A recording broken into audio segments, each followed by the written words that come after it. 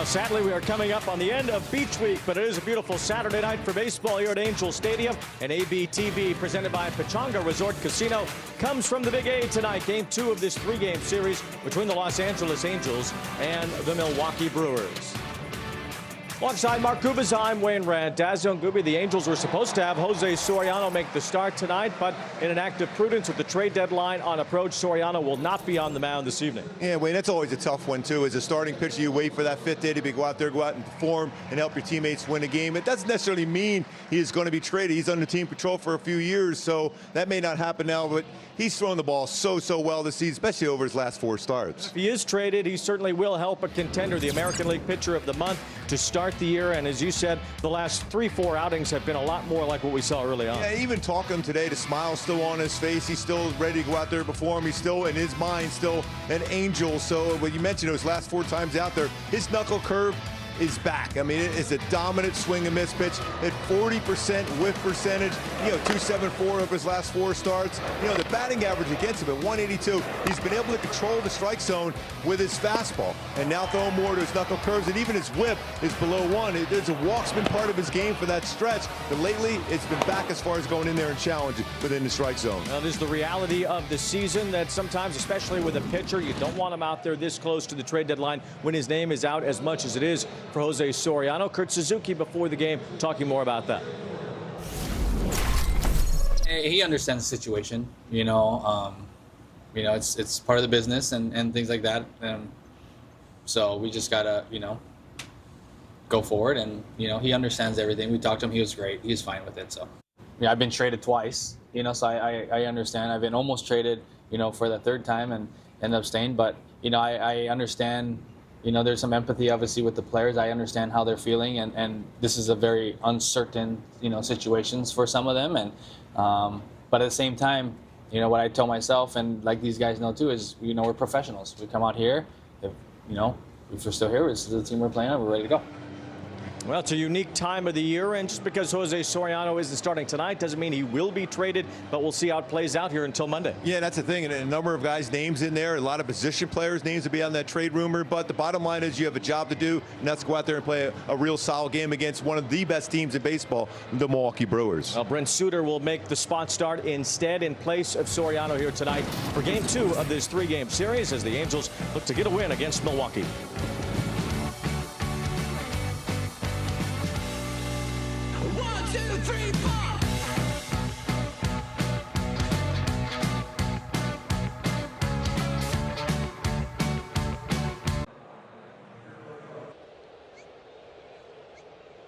Baseball on ABTV, brought to you by Hyundai. The Hyundai Getaway Sales Event.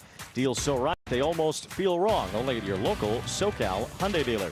By Jack in the Box, Jack's new Philly-style bonus Jack combo. Shaved steak, grilled onions, and peppers, and melty cheese, starting at $5.99. And by StubHub, a proud partner of Angels Baseball.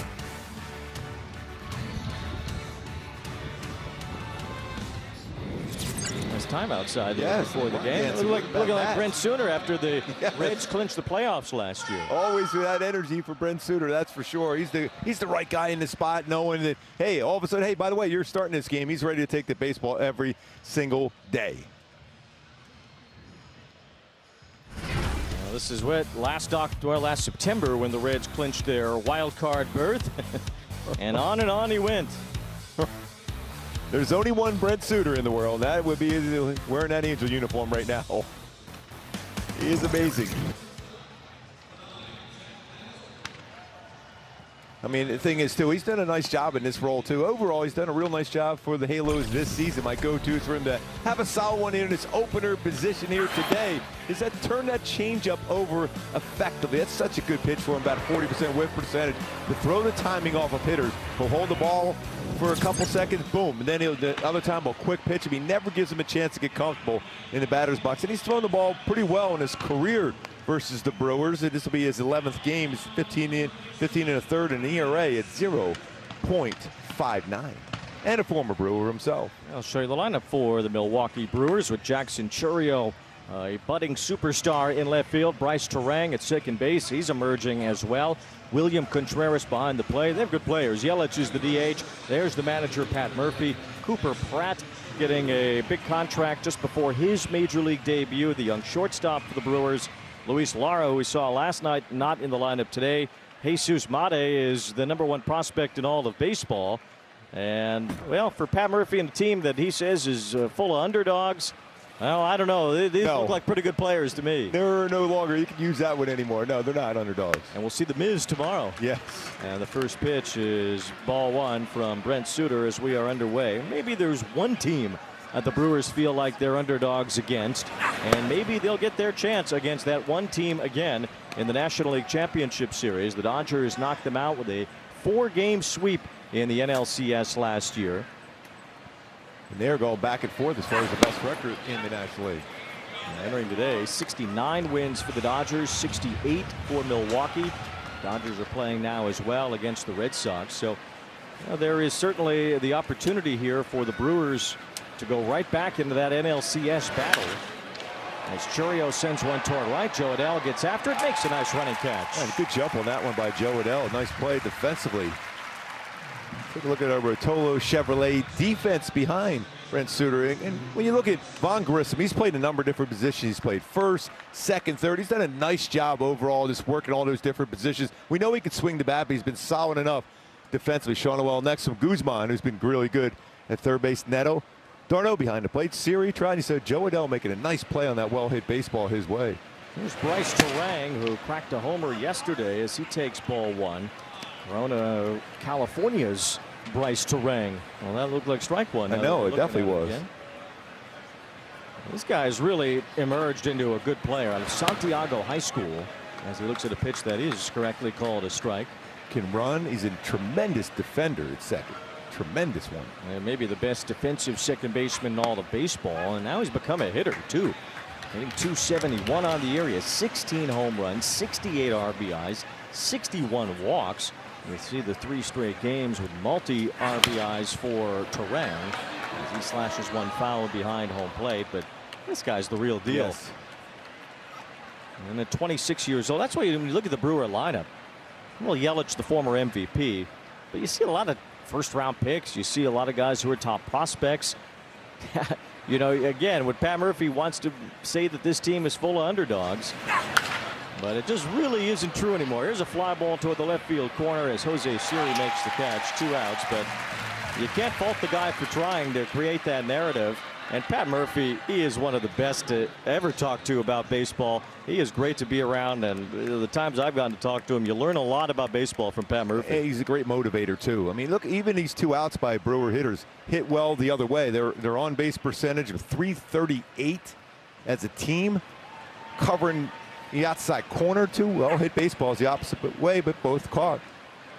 The only Brewers manager to ever be the manager of the year. He's won it the last 2 years. Only Bobby Cox had ever done that in the National League. William Contreras swings and misses here. 1 ball and 1 strike. Pat Murphy calls Contreras the pit bull of this team.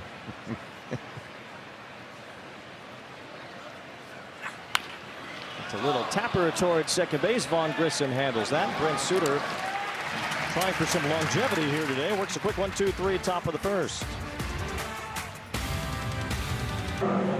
Order tonight with Zach Neto leading things off. Then Mike Trout hitting second. Nolan Shonowell bats third. Solaire's the DH. Von Grissom at second base. Joe Adell in right field. Darno behind the plate. Denzer Guzman is at third base. He hit a home run for the only scoring for the Angels last night. Jose Siri in left field, with the left-hander Robert Gosser on the mound for Milwaukee. And Gosser has been pretty solid for the Brewers also. Fastball not overpowering, 91, 95. Will throw a sweeper, cutter, curveball, and changeup. My go-to is to be successful is right-hand power. He's allowed 9 home runs versus right-hand hitters 261, but solid barrels on that sweeper too. It's been a pretty effective pitch, but when he makes a mistake with it, it's been hit hard for 4 home runs. Zach Neto looking for his first home run in close to a month now. July 5th, his last one. Had a good cut at that first pitch. And he got a first pitch fastball, which he hasn't got a whole lot of those lately. I wonder what he'll get tomorrow against the Miz. He might get a fastball there. Just maybe. He's about, what, 62, 63% fastball usage. This averaged at 100 4.6. I mean, it's unreal what he can do on the mound. There's a swing and a miss on a high pass ball. That'll be a sight to see tomorrow afternoon. Of course, it'll be a Peacock game tomorrow. It's good to see Matt Vasgersian out here before the game tonight, as Matty V will be with Gooby, Tim Dillard on the Brewers side, and Erica tomorrow on the Angels and Brewers Peacock broadcast. 0-2 on Neto, and that's a slider upstairs. 1 ball, 2 strikes. That's that break a ball hole throw. You just got to try to get that in the zone. Let's take that middle part of the field for Zach Neto. Then you'll get that home run swing back. Swing and a miss, strike 3. It was another breaking ball from Gosser, who went down and in. The Brewers defense behind Gosser. We talk about how good that defense can be. Ortiz over at third base. He's played a number of different positions, but he's been really solid there. Also, with 3 defensive runs saved at third, he's played short, second, and third. 2 double plays turned. This is a really good all-around defensive player, all around that infield for the Brewers. There's not a lot of holes on this Brewer ball club, as Mike Trout looks at a strike. But I think what they would want to accomplish at the trade deadline would just be a major enhancement. It doesn't even have to be necessarily in a specific spot, as Trout hits a chopper foul toward third, but maybe a major enhancement in the bullpen, maybe a major enhancement in the rotation. It seems like this team is ready to do something big, and a big splash here in the next couple of days would kind of make that statement that this team is going to be different this October. And Wayne, I think as a team, when you bring in somebody like you mentioned, whatever it may be, whether it's a starter, reliever, or another bat, that gives that team that energy to believe in themselves. You know, they've had a tough time in the postseason. They've run into the Dodgers in the postseason. So to be at that level and be able to get locked up against them, if that one move can make everyone better around you. As a player, when a general manager makes a deal for you to get to that next level, it's amazing the energy you get. No balls, 2 strikes, as Trout hits one toward left, and that's going to get down for a base hit. Trout jammed a bit, but muscled it into the outfield for the first Angel hit tonight, a 1-out single. And our Hyundai key for the game today, we're going far under today. We're going double vision. Talk about extra base hits today for the Halos. It's been a while where you've seen a number of games with the Halos with multiple extra base hits, some doubles, some home runs, just some extra base hits, some double vision here for the Halos tonight. Now Nolan Shotwell will try to make Gosser see double here as he stands in with Trout aboard at first.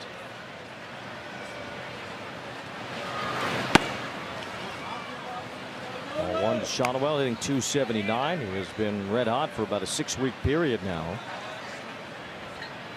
And he's up to 19 doubles on the season, which puts him only 2 behind Zach Neto for the team lead. That's a strike in there. Mark Wegner, the home plate umpire today, and the crew chief as well. And Drone, the same thing. They both have that ride on their fastballs, that true ride out of the hand. It just stays right to that same plane. It's not upper 90s like you're going to see consistently tomorrow, but it's still that plane that the fastball stays on. Gosser is from the Sacramento area, and he was a big fan of Barry Zito's when he was a kid. If you see any of that influence here necessarily in Gosser, but well, if you see that 4-seamer upstairs followed by that breaking ball, then you are seeing that. 1 ball, 2 strikes on Shotwell. Doesn't have that big hook of a curveball the way that Zito did. More of a sweeper than is compared to his curveball of Zito's. And Barry Zito with both Bay Area teams made an impression on all the young left-handed pitchers in that area. As Shotwell fouls that one back. Take a look at our StatCast 3D powered by Google Cloud. The pitch arsenal for him. And he mentioned that sweeper at about 27%, 4-seamer 25, the sinker 24, cutter and changeup. That's a real nice job of keeping that down. But you see that 4-seamer, he does run upstairs, and then he'll throw that sweeper down in the lower part of the strike zone. Now 2-2 as Shotwell fouls one back again, battling Gosser here, who's making his 12th start at the major league level this year. Last time out was good when he beat Colorado 2 runs in 6 innings. Had a nice outing against the Cardinals earlier this month. It's typically in that 5-inning neighborhood unless he's on a roll, and then Pat Murphy will push him. Good battle here by Shonwell. Count remains 2 balls and 2 strikes. Angels trying to win one on this homestand. They were swept by Houston. And Houston continues to keep on winning themselves. First place, Houston Astros. Beat the Rangers to take over the division lead yesterday, and they lead again tonight, 5-4 in the 8th inning. Off the plate from Gosser, 3 balls and 2 strikes. I wonder if Trout would be on the move here now. And I'm quickly talking to him. Already the 9th pitch coming up at his bat. Angels have lost 7 of 8 overall. Trying to win one in the City Connect uniforms for the first time this year. And Shonwell takes strike 3 immediately. Thought it was ball 4. He's already thrown his bat. That was a strike, though. Pitch is called a strike. The hitter's challenging. Angels challenge powered by T-Mobile. Shonwell's been one of the best in baseball challenges this year, but he loses this one, which ends the at-bat. A negative way for him. It's the 2nd strikeout for Gosser. He's still in shock. He thought he had that ball off the plate. Got a lot more of the strike zone than he thought.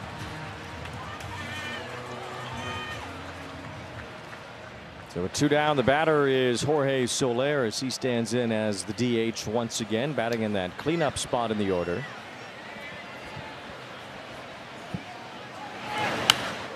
Soler fouling one straight into the Brewer booth. Just to our right. Was it caught? Vinny with the play. Oh, Vinny Rotino grabbed it? Yes. Wow. Nice one there. And he flipped you the ball, too. Your new co-host. Look at that, yes. I can see the marking on the bat. It's there from Soler. I think I said Tim Dillard earlier. It's Vinny Rotino working with Matt Gooby and Erica tomorrow. That's awesome play. Hope he does that tomorrow. Did he catch it on the fly? Yes. It was a nice, had some good loft to it. Yes. Any of us could have made the play. Any of us could have got out of the way. Yes, that too. That one's over Ortiz's head. See, you can't catch them all like that. This one down the left field side. Trout's being waved home. Chourio fires it to the plate. Trout is safe. There's not anybody better than Trout running the bases. I don't care. There's some guys that may be a little bit faster, but no one better. He really turned on the afterburners, cutting the corners of the bases. Yep. And scoring from first on a little soft liner that got over the 3rd baseman's head. That barely got over his head. And you don't even really see Trout at second base quite yet. But you see how far Chourio was playing in left center field, and Trout never slowed down. That corner he cuts, it's almost like doing a geometry test with Trout. Just go corner to corner, quickest route to the bag. So good at it. A tremendous effort by Trout to score on that soft line drive double down the line by Soler. Just hit it hard enough to get it over the head of Joey Ortiz at 3rd, and then Trout was on the go. But Soler is thinking, all right, Trout's at first base. I drive him in with a 60-mile-per-hour exit velocity double. 1 ball, no strikes on Vaughn Grissom. And a wave and a miss out in front of that sweeper from Gosser. He's given up a 1st inning run here with 2 outs. Well, exciting play. They said the triple is the most exciting play in baseball. Scoring from first. Especially on a ball where you don't see it off the bat happening that way. A very exciting play. Grissom grounds out. That ends the 1st, but the Angels on the board. Trout first to home as quick as he can to get in on Jorge Soler's RBI double.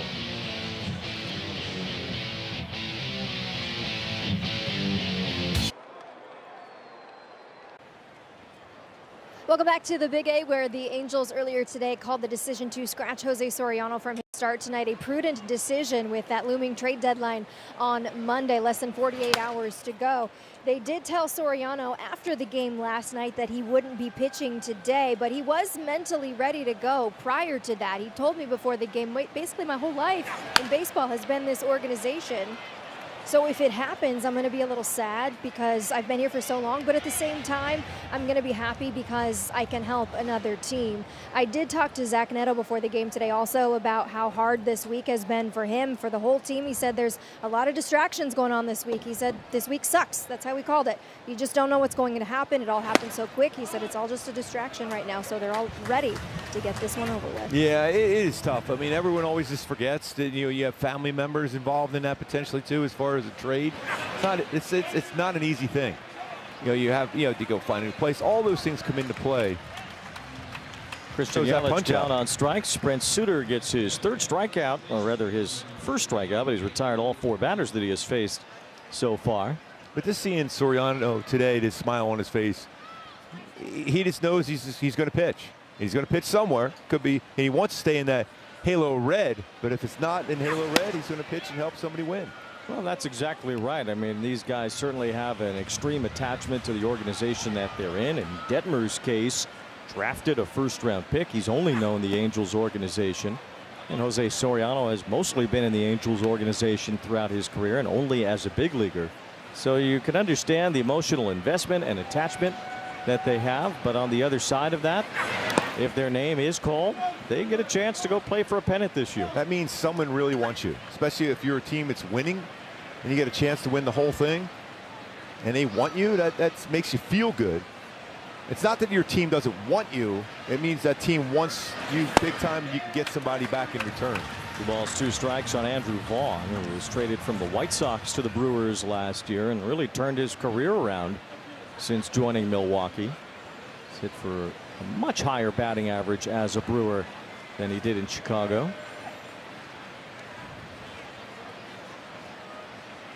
Vaughn was a .248 hitter with the White Sox, .308.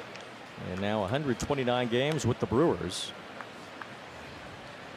Count is 3 balls and 2 strikes now on Vaughn. As you go back to his changeup, he kind of forced that changeup there. There's that quick pitch. And that looked like a strike.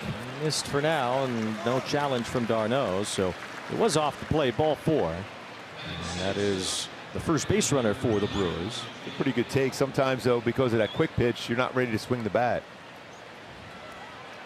So Vaughn is on first, and the batter Jake Bauers playing right field. Sal Frelick on the injured list, so let's put Bauers in the outfield a bit more. 19 home runs on the year for Bauers. It's been a breakout season for him, his best year so far as a big leaguer. Another local kid. The Brewers have a few of them. Bauers out of Marina High School in Huntington Beach.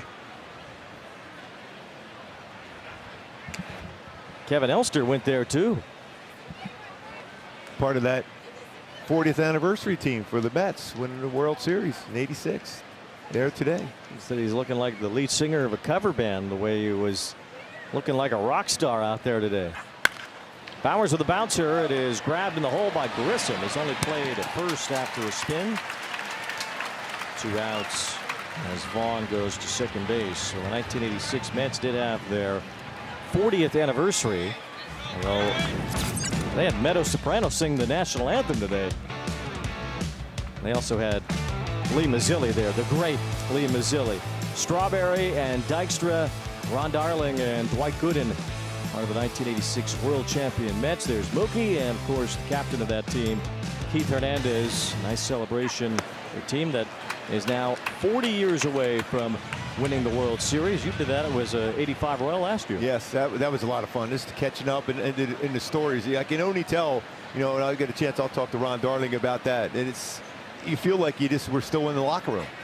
Swing and a miss by Garrett Mitchell at 0-2. The only difference, there's a big difference between the 85 Royals and the 86 Mets now, is that Kansas City has since won a World Series. So there's a whole new group too that gets these accolades and gets, whatever champions get based on their winning in 2015.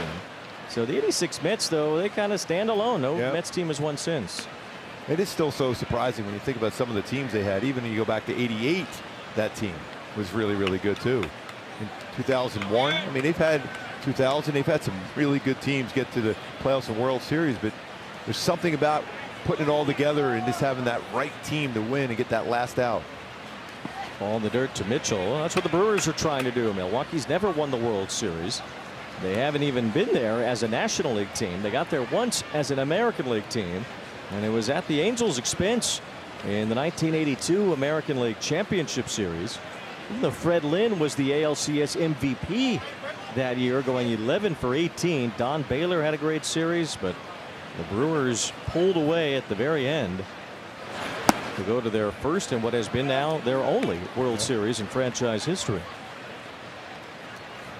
Another local kid at the plate right here now. Tell you what, he hit some baseballs on the nose. 109, 110, 109. Yes, back home.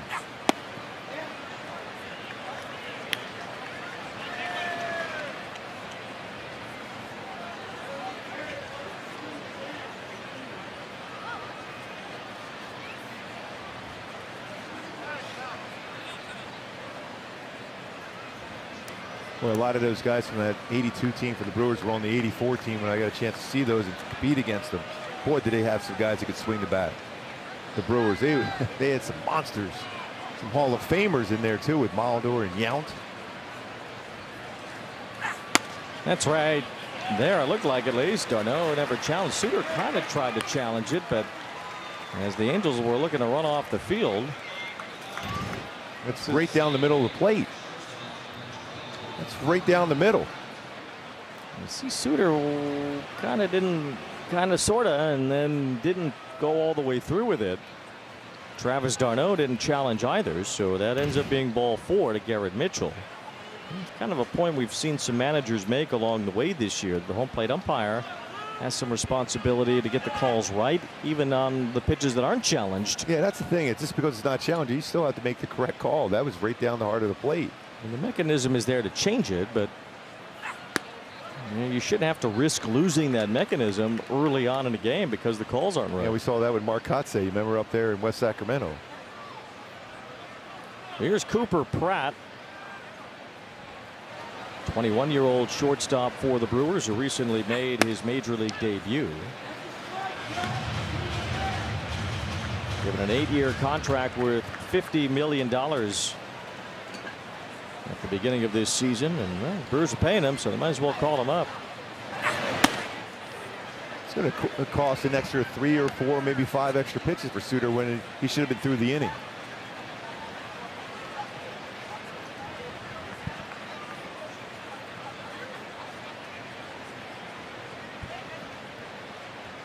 Two balls and a strike to count, and that's upstairs as well. So who knows how many more pitches are going to be in the mix here.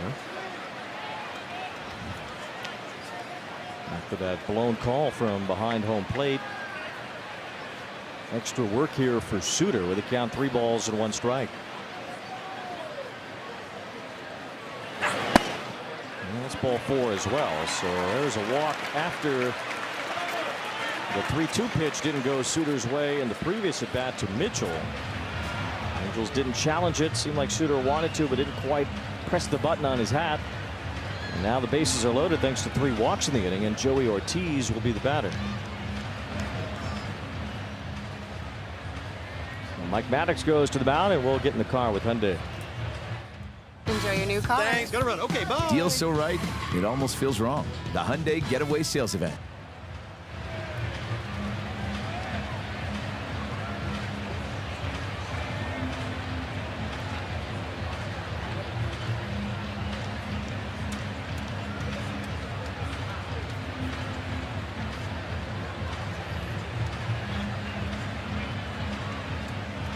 Some issue with the mound here.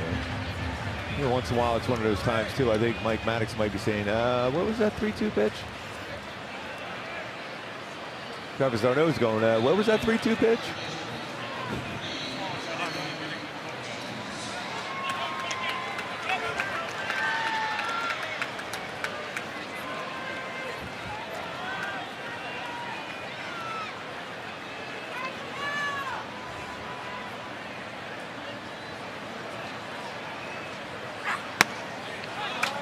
That's a strike, and it's 0-1 on Ortiz.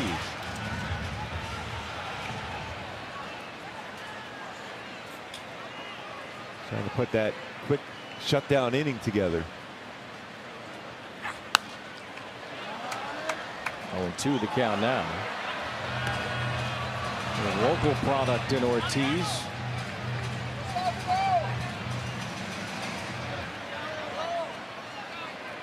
Another one of those solid all-around players for the Brewers. Play a lot of different positions, plays them all well.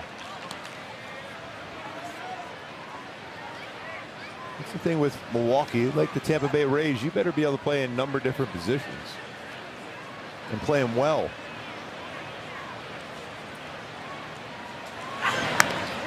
cue shot off the end of the bad foul. Ortiz does have some experience at shortstop as well. Bullpen action going right now. Pacifica High School Ortiz.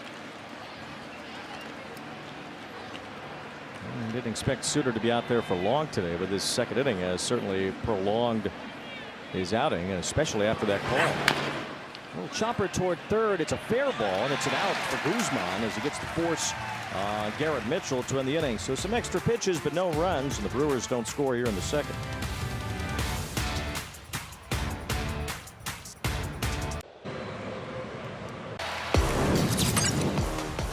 Locally brewed indeed. These are the players from around Southern California that are now on the Milwaukee Brewers. There's a ton of them. Yeah, it's impressive. Christian Yelich out of Westlake High School as well. Joe Adell leads off here in the second inning. I've said it often, Wayne. You're talking about high school baseball from down here in Orange County up to Los Angeles area. I mean, it's almost like minor league baseball. It's that good. It is so good. Well, there's every roster has guys that are on these high school teams that you mentioned or play college ball from around the area. Almost every, I would have to say all 30 teams probably do. The Brewers got to take that to another level, having 6. And the Angels did a good job, I thought, as far as the draft, getting a number of local kids themselves. They're going to help turn this franchise around. 2 balls and a strike on Joe Adell. We've seen Adell's name pop up in trade rumors. A couple of trades are happening as we speak here tonight, including the Atlanta Braves acquiring a right-handed batting outfielder. Some teams, and there'll be more than one, that get a right-handed batting outfielder here at the deadline. But Lane Thomas, along with Bailey Falter, going from the Royals to the Braves, according to reports. There's another report out as well that the White Sox are getting Luis Castillo from the Mariners for Sir Anthony Dominguez, outfielder Nolan Jones, and a catching prospect. Wow, 3 players for Castillo. That's what it says. Yeah, it's a pretty good haul. 2 balls, 2 strikes on Joe Adell, and that's the sort of trade that makes you wonder what the Angels could get for guys like Jose Soriano and Reed Detmers. A little bit more in their primes right now than Castillo. 2-2. The breaking ball twists inside 3-2. Sometimes when you have trades like that, that gets everything rolling. I know the trade deadline is Monday. That was pretty close to end up being a swing on that one too.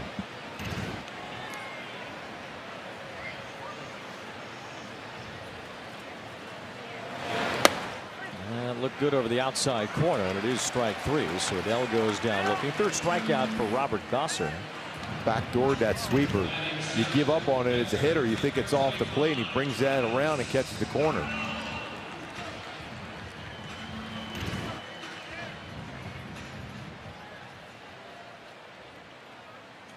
Talking with Travis early, he goes, just watch me. I'm going to get a base hit in the right field here. Just you can guarantee it.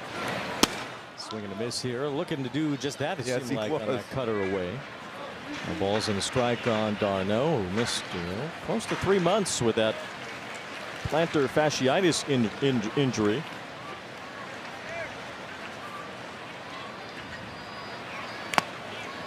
By the way, the Astros beat the Rangers again today. Houston's on a roll now. They're in first place in the AL West. There have been some reports. Seattle traded Castillo. There were reports they might trade some of the other starters too, including George Kirby. George Kirby. Wow. They won today against Minnesota. That's right in there, and it's called strike 3 to Darno. The Mariners beat the Twins today. That's 3 called looking strikeouts. So 3 of the 4 is looking. Anything in particular that's deceptive here about Gosser?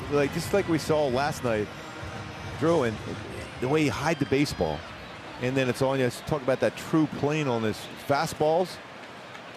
It's right off that back hip. See how quickly that's on you. I mean, you really can't see it well. We talked a little bit about it last night about the pitching lab that they have and have been successful with.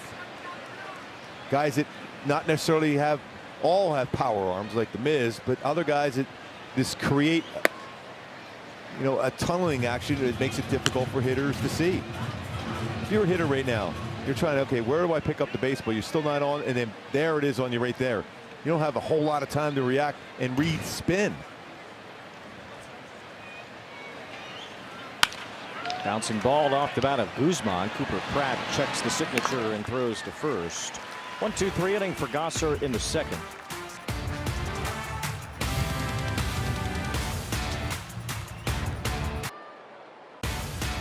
Angels baseball on ABTV, presented by Pechanga Resort Casino. By Villa Ford of Orange. Step up to the plate and drive home a winner today at Villa Ford of Orange. And by Chili's Big Crispy 3 for Me, the best $10.99 you can eat.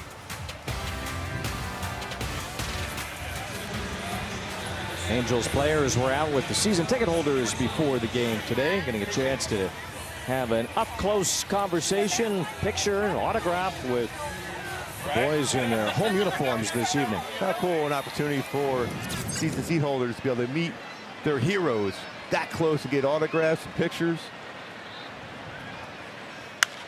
Jackson Chourio, it's a fly ball to the right field corner, foul and out of play.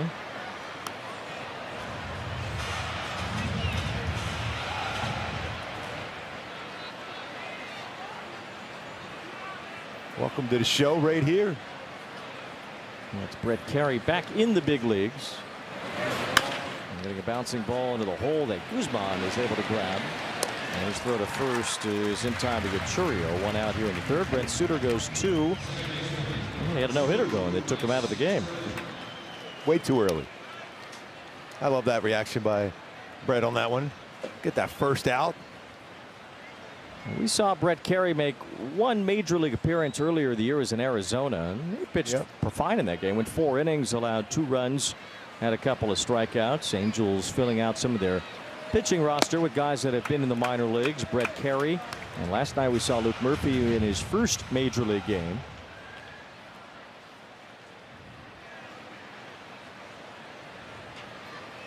The ball's in a strike on Terang. This is the home debut, at least for Carey. It was a 5th-round pick in 2021. Murphy was also drafted that year, so a couple of those pitchers in the pitcher-only draft that have been added to the major league roster. Remember that good changeup we saw before. Great arm action on it. 1 ball, 2 strikes on Terang. Luke, what a job. That first strikeout against a really good hitter to get that first punchy. Murphy worked a scoreless inning in the game yesterday, didn't give up any hits, had that strikeout. Remember Carey's major league debut. He saved the bullpen that day back on June 17th against the Diamondbacks. Terang held his swing there. It was after Sam Aldeguerri allowed 6 runs in the first 3 innings against Arizona, and Carey finished the game and gave the bullpen a nice lift. Sometimes when you do that, though, when you're an optionable pitcher, you get sent back out. 3-2 on Terang. A little number foul in front of home plate. Just mixing and matching with his fastball between his slider and his changeup. Terang flied out to left field his first time against Brent Suter. Be a bullpen game, although Carey could possibly eat up some innings the way he did last time. Added to the roster today when Ryan Johnson got sent down. 3-2. A little tapper off the bat of Terang to scoop by Grissom. 2 up, 2 down. Great changeup. Good on Erica. Yeah, I talked to Murphy after his debut last night, especially the strikeout came on a challenge. He told me, please give it to me. I couldn't do another walk, but he said it was good to get that one out of the way. He also told Mike Maddox after the outing how much he appreciated the mound visit. We know how good Mad Dog is at those. He was able to slow down, kind of get back into the groove a little bit and settle in. He said his legs were shaking a little bit, obviously, but hearing your name announced in your major league debut was very special. And it's that thing that we always say, just breathe. Everybody goes, oh, you automatically does it. No, it's a different breath you're taking when you're nervous out there. And he could see him working and trying to fight that, but just relaxing his muscles.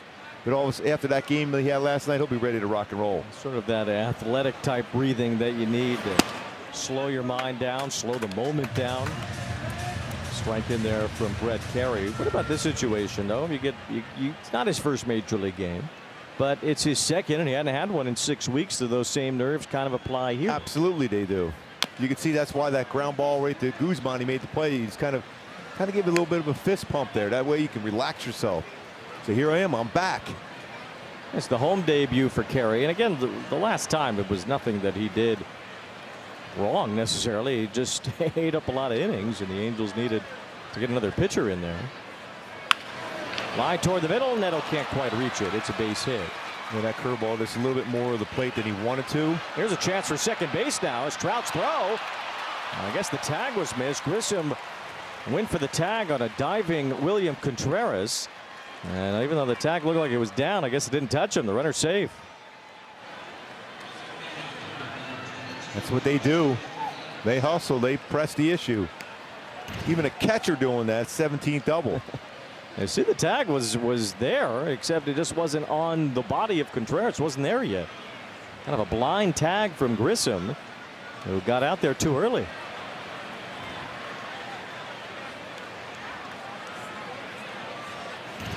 So now it's Yelich taking ball one. I mean, in that case, you know, the second baseman's trying to be quick. Would you suggest at least a cursory glance so that you know where the guy is? Yeah, you have to. You have to be able to look back and have an idea of that one. Again, you're playing a number of different spots. But also that the communication and where you anticipating where the guy may be sliding in there too as a middle infielder. Or get around, turn your body there to get a better look too. 1 ball, 1 strike on Yelich, who had a strikeout in his first at bat against Suter. It's the first hit for the Brewers, that double. That's in there for a strike on that changeup again. That's going to be challenged. Pitch is called a strike. The batter's challenging. ABS from the Brewers, powered by T-Mobile. It's a strike. Called confirmed. Milwaukee has 1 challenge remaining. Well, both teams have lost a challenge early in this game on similar pitches. At least similar spots in the strike zone.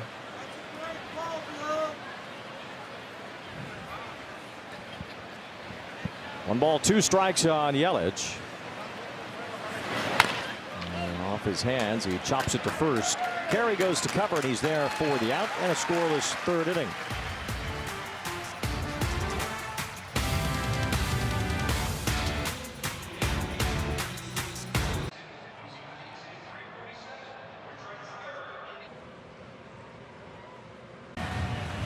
They call him Big Papa, you know. Yes, they do. The first 25,000 fans Friday, August 14th against the Royals will get a Zach Neto t-shirt. Courtesy of Picari Sweat. Visit angels.com/promotions for more info. For Zach Neto, would you say that blowing the bubble is the signature Zach Neto pose? Oh, I think the pose he has after he hits a home run off a Scooble or DeGrom is much better. Yeah, that could be up there too. Jose Siri. Kind of a couple of notable Neto poses. Definitely that one. But also, I think that when he's making that play up the middle where he grabs it and he spins and throws, kind of that let off of the throw. The end of that, the pose of the follow through, would be up there for me. Yeah, he's entertainment. He's got an edge to him. Plays hard. And loves playing this game. Well, who wouldn't? Maybe just the eye black itself. Yes. As part of the Neto signature series. You could probably have 3 or 4 Neto t-shirts if you wanted. Well, I think I'd love that. Well, all of them on your birthday, which is August 14th when the giveaway is happening. 0-2 on Siri, leading off here in the 3rd against Robert Gosser. Swing and a miss. Fastball right by him. 5 strikeouts now for Gosser. Not a big strikeout guy, but he's racked it up early on here. Most he's had in a game this season is 7, which is also his career high, so he's only 2 behind that. Already 5 already here with just 1 out in the 3rd. Here's Neto, who is one of those 5 strikeouts. First time through the order for Gosser, racking up those Ks. See if it stays that way the second time around. Neto hits this one sharply, picked by Pratt with a backhand and a strong throw. That's a strong throw. Well, Pratt is ready now as a defender. That's why they feel comfortable giving him that money. Not a huge contract, 8 years and $50 million, but it's a long one, basically through Pratt's 20s.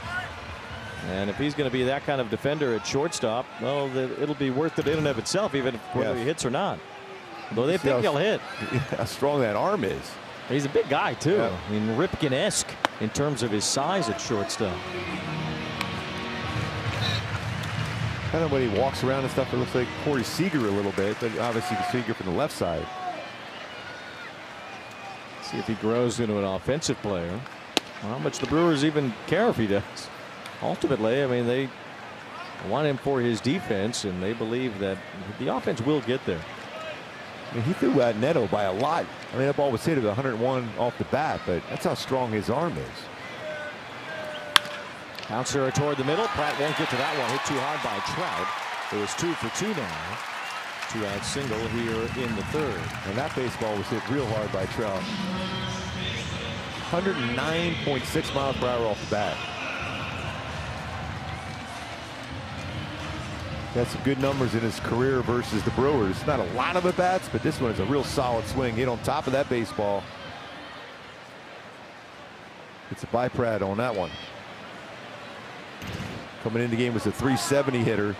2 for 2 today. 22 for 56 now. Ball 1 to Shonowell. Shonowell struck out his first time. Angels scored in the first after Shonowell struck out with a 2-out double from Soler. Just lofted the ball over third, and Trout made it all the way from first to home. On the ball that I don't even think made it halfway up the left field line. No.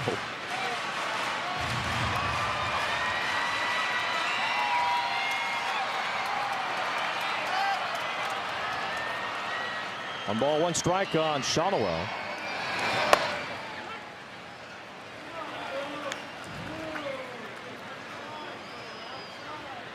It's almost the exact same spot he challenged that last at bat. And it was a strike this time also.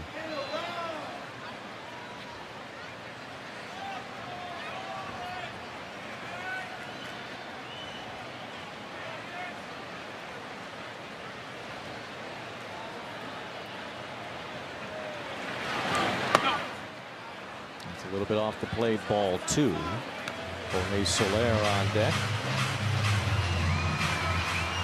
Trout, a multi-hit game here at Angel Stadium. For whatever reason, he has struggled in this home ballpark this year. He's not had a multi-hit game here since May 22nd. Hit hard by Shonowell. Pratt able to grab that. Hit the glove too. Passed it over. It slowed it down a little bit. That helps end the inning as the Brewers leave Trout at first.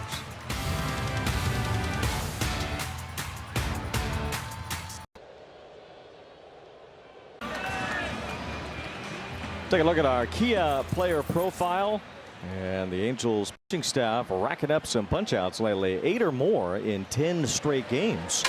Franchise record was a few years ago, 14 in a row. Angels had exactly 8 in the game yesterday. We mentioned it throughout the Houston series. The Astros don't really strike out that much, even more than they used to, but still not that much. And they struck out over 10 times in each of those 3 games. Andrew Vaughn leads off here in the 4th inning. There's been certainly some improvements overall on the pitching staff. Starting side too. I mean, Maddox has done a real nice job of helping develop some of the younger guys like the Sorianos, the Detmers, and obviously Urania. I mean, they have been unreal, in my opinion.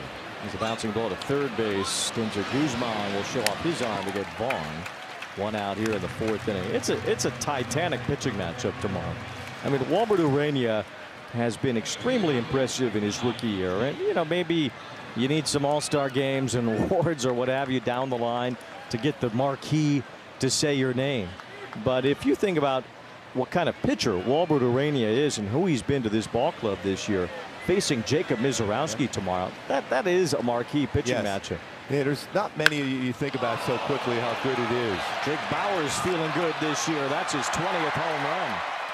That was a missile off of Kerry. And another home run here at the Big A for Bauers. Did it yesterday too. Almost similar spot.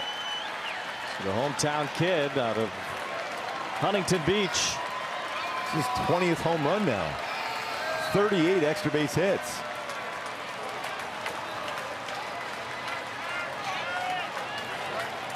And it's been a breakout year for Bowers. That was a hanging slider.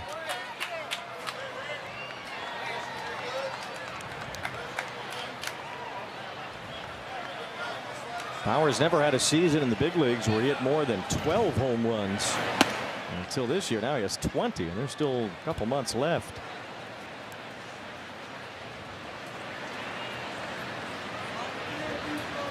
It's his 4th career home run in just 10 games here at Angel Stadium. Garrett Mitchell at the plate now. 2 balls, no strikes on good center fielder, another local kid out of Orange Lutheran High School. Went to Orange Lutheran, then he went to UCLA. Garrett Cole had that same path. That worked out pretty good for him. Yeah. Like Cole, 1st round pick as well, drafted by the Brewers in 2020. Had a lot of injuries in his career, but he's mostly healthy this season. And he's already played a career high in games played this year. 3 balls and a strike on Mitchell. Can run well.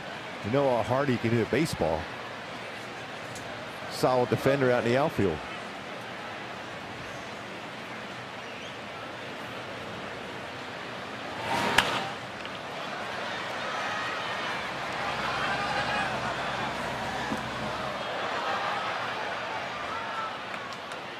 Count 3 balls, 2 strikes on Mitchell, who had a walk in the 2nd inning. It was his walk that prolonged. I don't know if Brent Suter would have pitched another inning or not, but certainly wasn't going to after that walk to Mitchell, and would look like strike 3.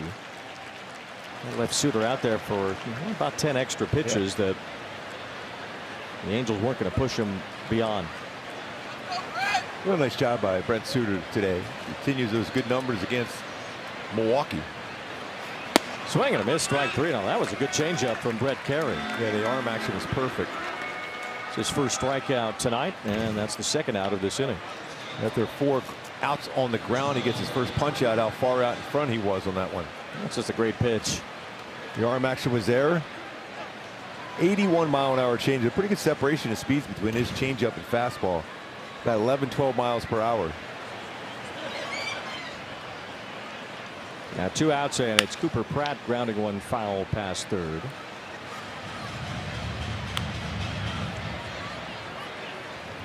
Pratt was drafted out of high school just 3 years ago. Went to Magnolia Heights High School in Mississippi. His uncle actually played for Pat Murphy at Arizona State. Murph was the longtime and successful head coach there. And he's been quite a successful major league manager now as well. Yes.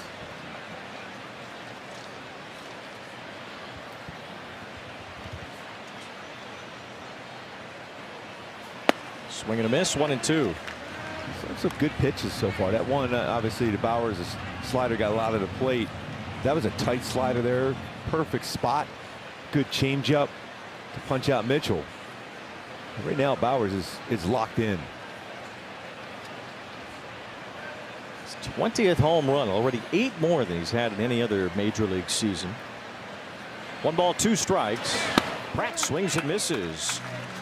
Well, Brett Carey found his secondary stuff after the home run that tied the game. Back-to-back strikeouts to win the inning.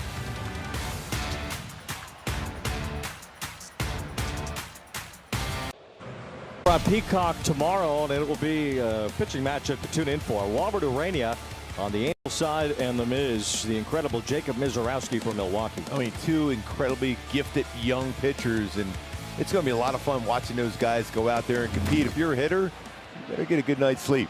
Or just stay home. Yeah. Ball 1 to Jorge Soler. He got heat exhaustion. Mizorowski, 185 strikeouts, leads the majors, has a 158 ERA, which leads the majors. He has a National League Cy Young Award, all but locked up at this point.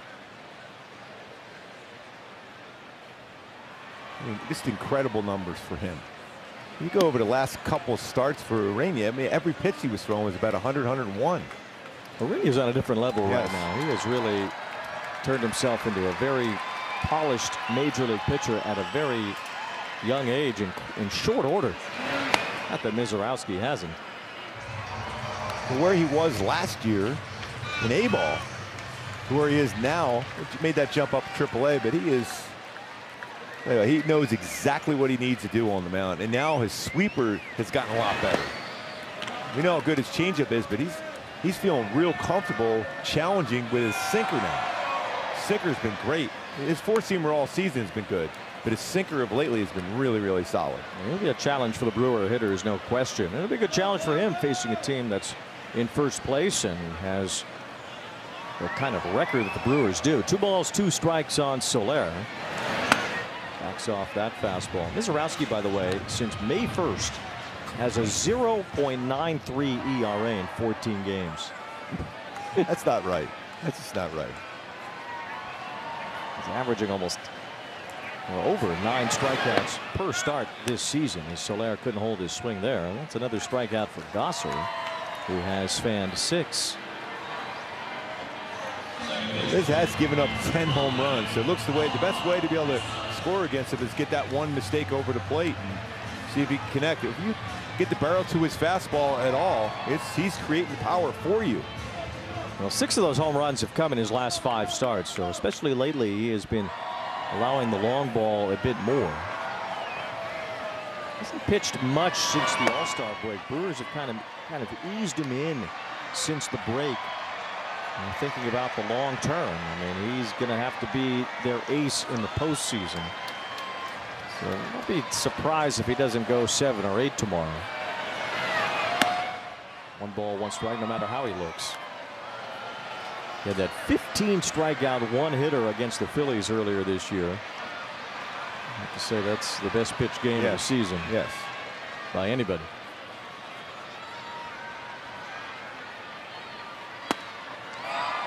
2 balls and a strike on Grissom. Grissom grounded out his first time. Angels with a run on 3 hits. Brewers a run on 2 hits.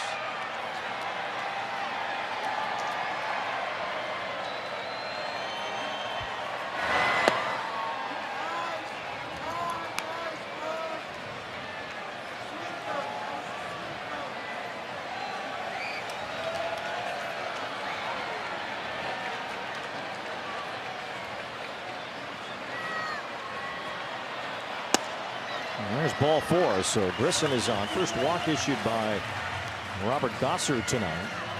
And now Joe Adell will stand in. Tim Gosser from the Sacramento area.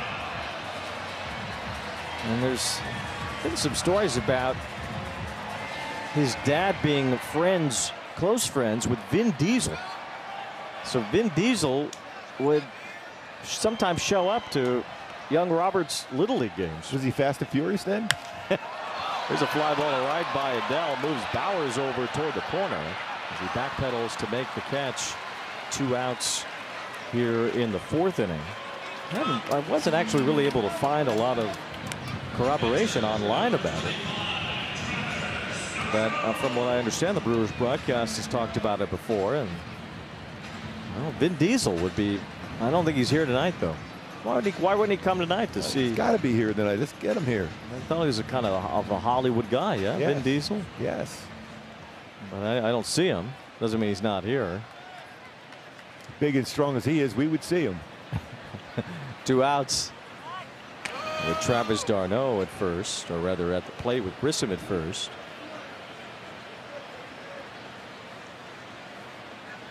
Gosser's dad was actually drafted by the Brewers at one point. He still has the Western Union Telegram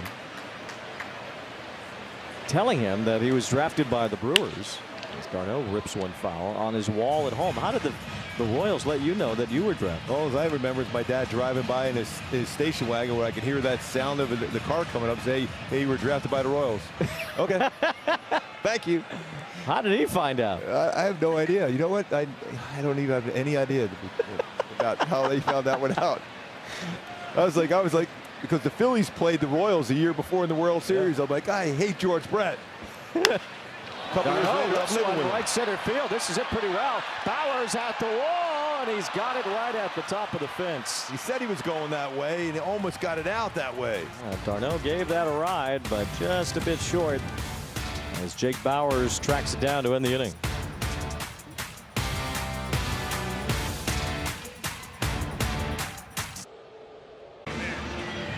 The Diamond and the Gridiron collide Sunday, August 30th. Joe Adell football jersey. Hut.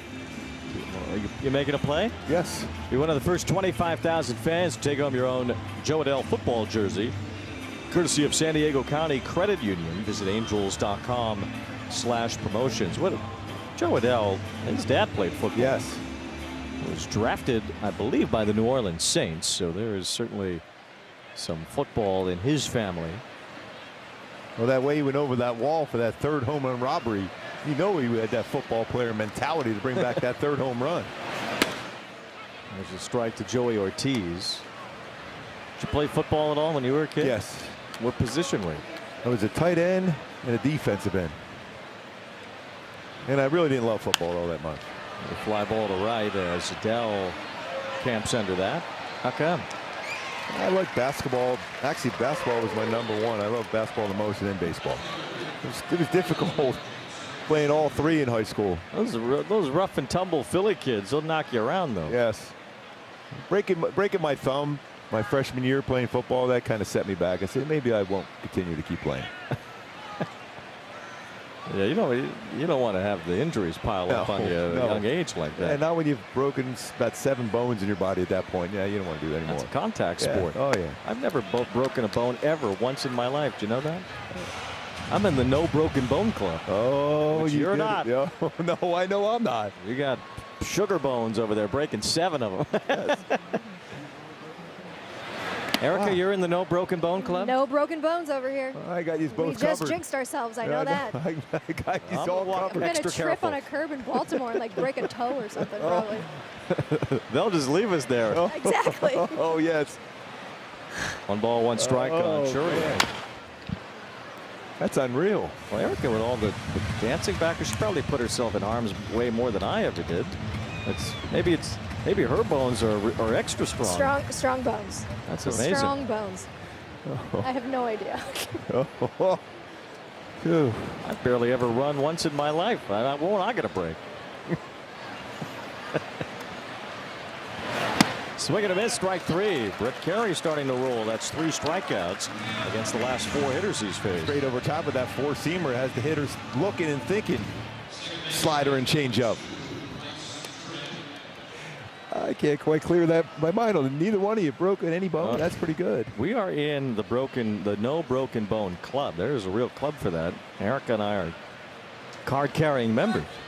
Well, you're not invited. No. Ball 1 to Bryce Terang, 0 for 2. Fly to left and grounded out today.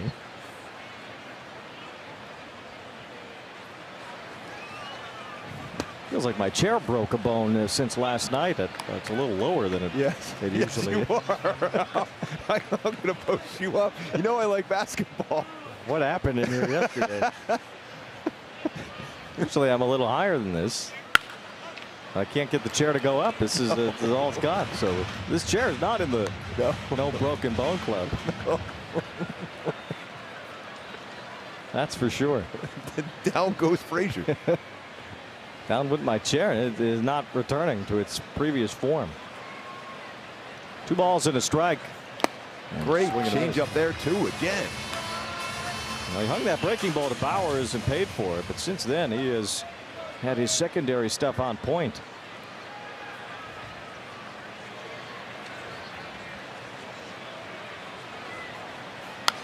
Terang with a defensive swing stays alive.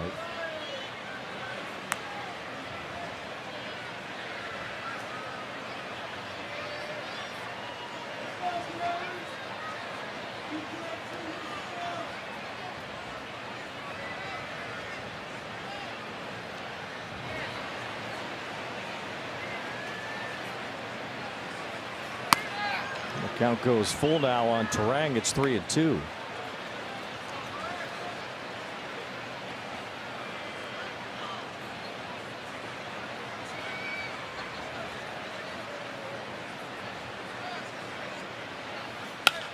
Turns on it. It's a right at Shotwell at first. So Brett Carey has retired 5 in a row. 1, 2, 3, 5th.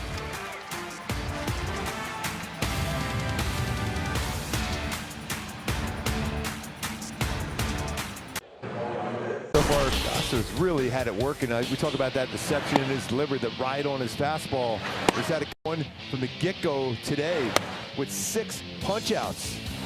With fastball, it's been good between a sinker and forward. We know how good in swing and miss that sweeper can be. You see that sweeper right there to Soler to get a swing and miss.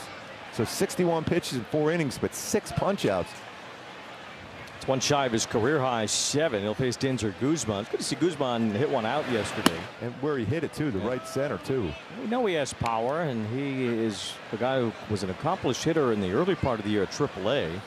As we talk more about his offense transitioning to the major league level. It was a nice reminder of what he could do. Here's a fly ball to center. Closing in, Mitchell. Did he hang on to that? He did. A nice sliding grab by Mitchell to take a base hit away from Guzman. Yeah, he hit that ball well. His tail back to Mitchell. He did a good jump on it. An aggressive play. If he doesn't make that, that's a triple at least. He's able to get it just before it hit the outfield grass. Talk about that speed he has. And he's a solid defender. Nicely done by Garrett Mitchell. 1 out as Siri bats. Siri struck out his first time as he takes ball 1. Talk about how good this pitching staff overall has been for the Brewers, coming into this series at 3.51 ERA as a team. It's not a lot missing from this Brewer ball club right now. This is a team that has every reason to believe they should be a championship contender this year. And we know what they're up against. It's the Dodgers. It's the team that has loaded itself with all this talent, these MVP award winners, the guys who are going to be in the Hall of Fame someday. And that's what Pat Murphy's talking about when he says he feels like the Brewers are underdogs. He means against them. They have Shohei, they have Mookie Betts, they have Freddie Freeman, they've got Blake Snell. You know, Yamamoto was the World Series MVP last year. That's what Pat Murphy's talking about, that it still feels like a group of underdogs, a group of guys that are this little engine that can trying to go and knock off the big bad Dodgers. Siri with a liner toward left center, and that's a base hit. Bottom line in those series, especially the short series, it's a little more difficult because you just never know. Even a 7-game series, you just don't know. But having the Miz at game 1 gives you a chance, a strong, healthy one. And that's why you think that the ability to fortify the rotation is the best way to go for the Brewers at the trade deadline, because that will help them go toe-to-toe the best. They already have Mizorowski, and Kyle Harrison's had a good year, but it's really his first good year in the major leagues.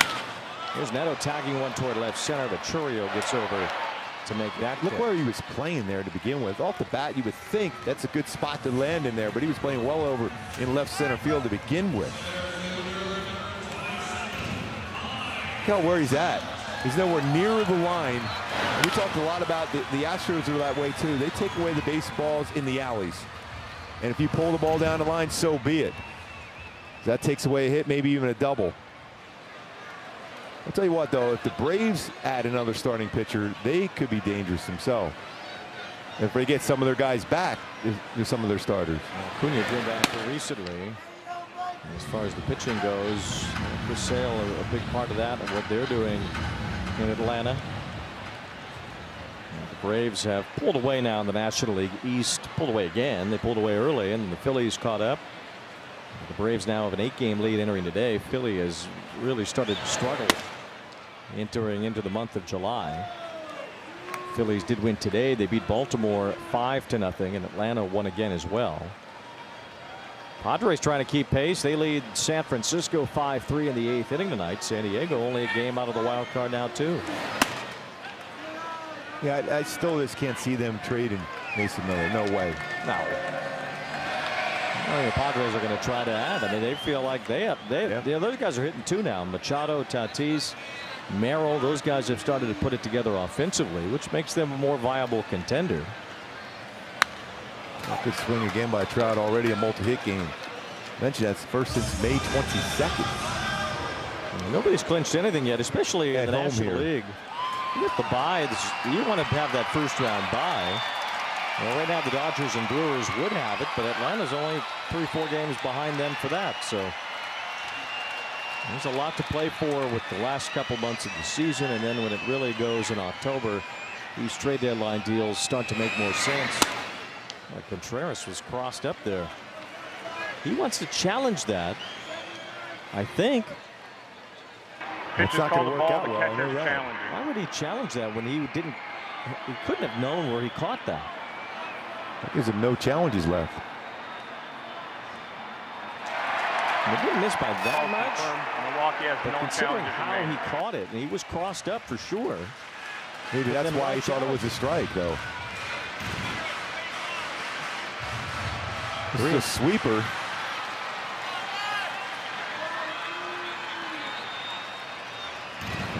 With all that movement, there's no way to really be able to tell. Now ball 4 to Trout, and that's exactly why they don't want pitchers challenging that much, because the pitchers are moving around. They don't get a great look.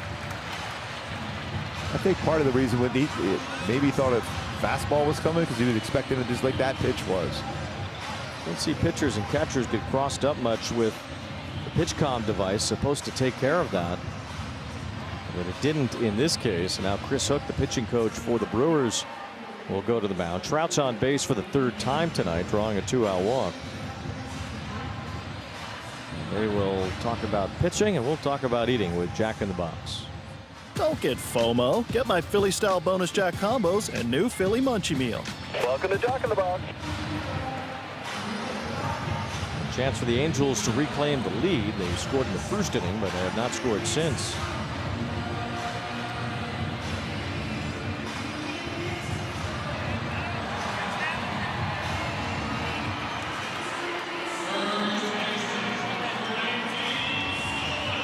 That's the bad. Sean went the ball pretty hard up the middle. Gossert slowed down to Pratt make the play at first base.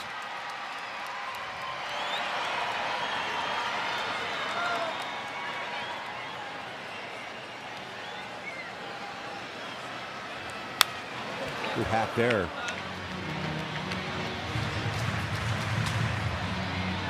They're playing him to hit the ball the other way. The Brewers in the outfield.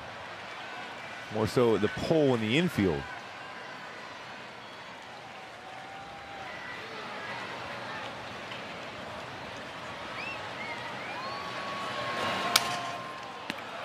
Ground ball softly. It sounded like a broken bat, and that ends the innings. The Angels strand 2 here in the 5th.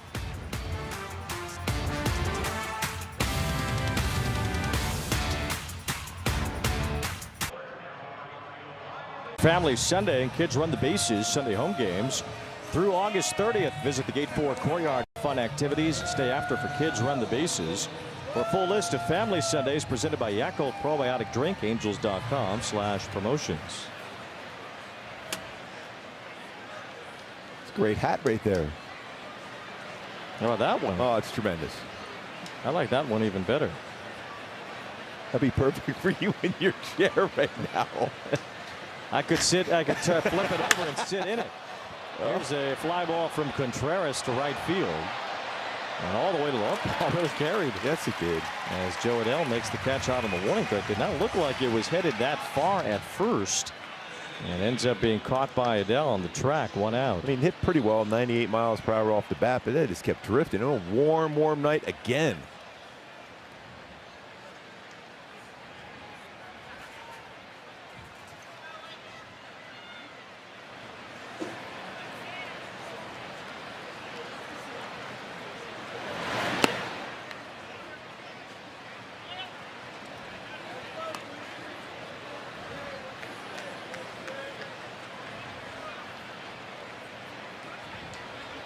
Christian Yelich at the plate, 0 for 2. He has grounded out and struck out, the former MVP of the National League. Yelich had a tremendous year last year. Just never know with his back problems when they're going to flare up on him and when he's going to have to take some time off or just not be as productive as he has been. Still running well. I mean, remember a few years ago, he was hitting a lot of ground balls, and last year he was lifting the baseball extremely well.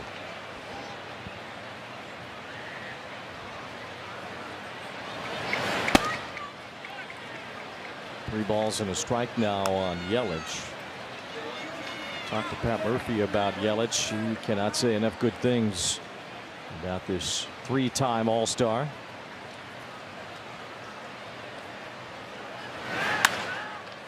We did that card thing with Joe Adell. We were talking about getting that card from that great catch he made in that third home run, and he got an opportunity to get a one-of-one Christian Yelich signed card, and he was pretty pumped up about it. He was going out of his mind. He wanted that one so bad. He's had a great career, Yelich. He chops this ball to the second baseman. Vaughn Grissom has that. 2 up, 2 down. He's extremely well respected, not just within the confines of the Brewer clubhouse, but throughout baseball.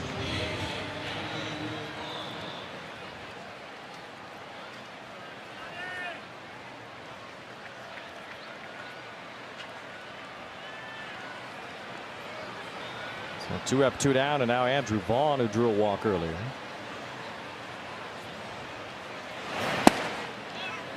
Well, the Giants tied up that game against the Padres.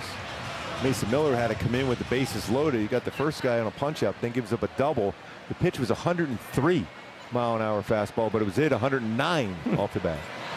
Slavis Basabe, who tied that up with that double. So on they go, bottom of the 8th now in San Diego.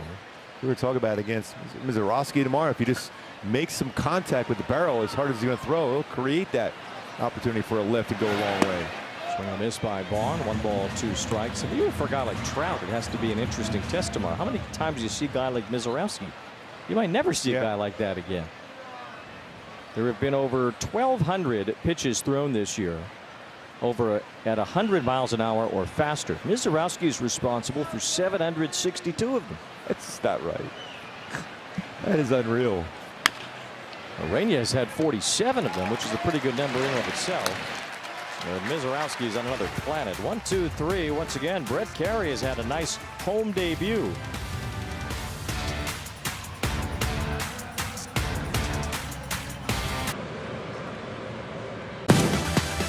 Robert Gosser has had a good performance tonight. 6 strikeouts. He's allowed just 1 run. I mean, you can see by that tunneling actually how difficult it is to read out of the hand between the sweeper and the 4-seam fastball. Very, very impressive by him today. 5 innings pitched, 6 punch-outs. 76 pitches thrown. Really, really overall, really good performance. Think about guys with decent swings. Mike Trout probably the only one that had some decent swings against him. Always the part that we have a hard time understanding is Chad Patrick enters the game, and Patrick has been sort of a multiple inning pitcher for them this year anyway. Well, Gosser was doing fine. I mean, they pulled these guys out of these games without really a sign of trouble happening first. 76 pitches for Gosser, 5 innings, threw the ball well, and now Patrick is on here in the bottom of the 6th. Jorge Soler with a count, no balls and a strike. Fastball firm, 94, 96. Cutter and sinker. Contreras wanted first to a challenge, but they don't have any left, so then he appealed and he got the strike that way. Got the slider, change up, and splitter too. Let's see if he went. Yes, he did. Patrick's just been kind of an odd man out in their rotation.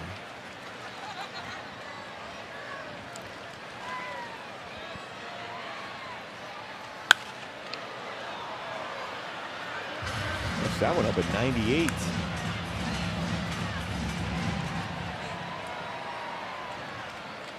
Made 23 starts last year. He's made 6 this year, and then the Brewers kind of pushed him into this role where he's more of a swingman than just your average starter.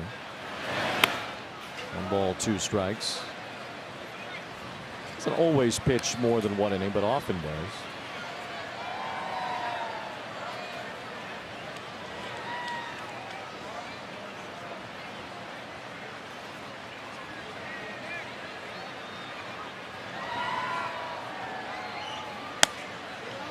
Balls, 2 strikes to count.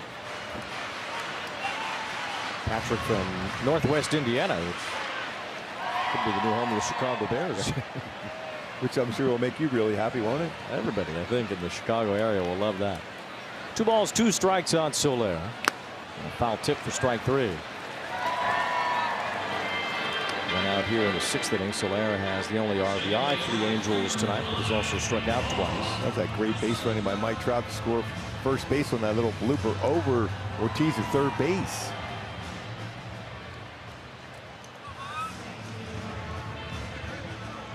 Great base running indeed by Trout to score on that ball.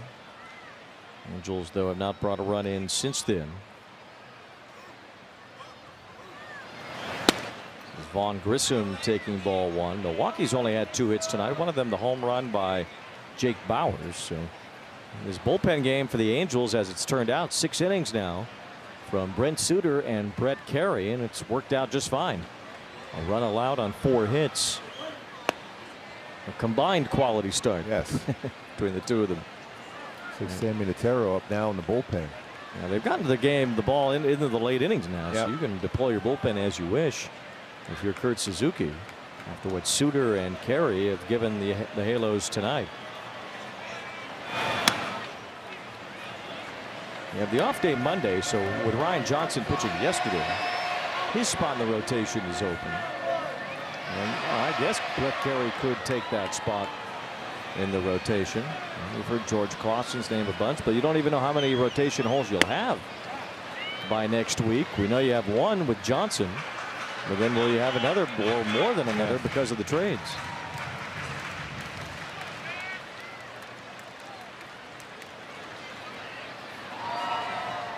Two balls, 2 strikes on Grissom. We're seeing a lot of them happening today, so that usually means you can see a few more overnight into tomorrow too. Yeah, the action is definitely picking up. That was a strike too, but no more challenges. Carey, by the way, 17 starts for AAA this year, so he's certainly in a position to take a spot in the rotation after pitching well, this time and the last time. There you go. Grissom fouling one straight back. You had that all really easily. I read it well off. Yes, you did. I knew exactly which way to duck. Yes. The guys Levery's going, come on, Wayne, let's go. They thought it was in the booth, that it was over too far. Here's a bouncer up the middle. Pratt trying to range, grabs it. And his throw is on target to get Grissom. That's a great throwing arm along with that range. So 2 outs. Yeah, for sure, this is up the middle too. The range and then how strong his arm is. Well, I kind of feel like I let the Brewers guys down now by not stretching out for that left. We have about 8,000 different things around in our booth that could deflect in here too. That's always comfortable when you catch one off the ricochet. Yeah, it makes it easy. Ball one with Joe Adell. The Brewer guys, they were one to see me triumphantly with the ball, and we didn't have a ball. Oh. Strike one to Adell. Fly to right his last time.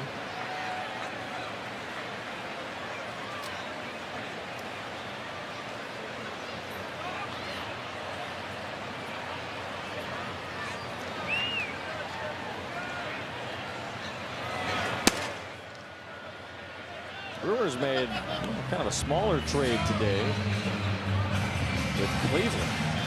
They got Bo Naylor and Cody Hoyer from the Guardians for outfielder Blake Perkins and right-handed pitcher Craig Yoho.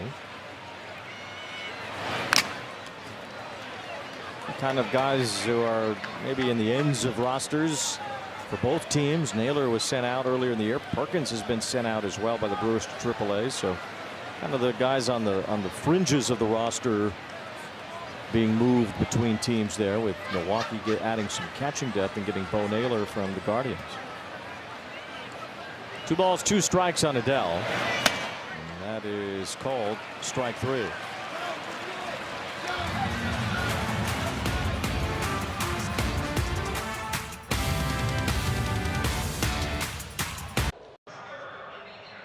In Orange County, this long ball in the 4th inning earlier tonight, had one last night too. Born in Newport, grew up in Huntington Beach, came to a lot of games here in Anaheim growing up, at a lot of the 0-2 playoff games. He came with his family to the ALCS clinching game. He says he's got vivid memories from that day, sitting in the front row on the top deck, but he would always envision himself when he would come to games here playing in the big leagues. But you're a kid, you don't know what's going on or what that's going to entail, but a dream come true. Said it's going to be hard to leave Anaheim after being back home here, certainly circling that for the offseason. But guys, Troy Glaus, his favorite Angel player growing up. Well, a couple of those baseballs he's hitting this series already was like what Troy Glaus used to do. We used to hear the sound off the bat for Troy Glaus. I mean, it was unbelievable how hard he hit a baseball. Sammy Natera on the mound to face the left-handed batting Bowers. Garrett Mitchell on deck as well. So Natera draws the left-handed portion of this Brewer lineup. Before we get to the right-handed batting Pratt due up third. And Natera's done a nice job as a rookie reliever for the Angels this year.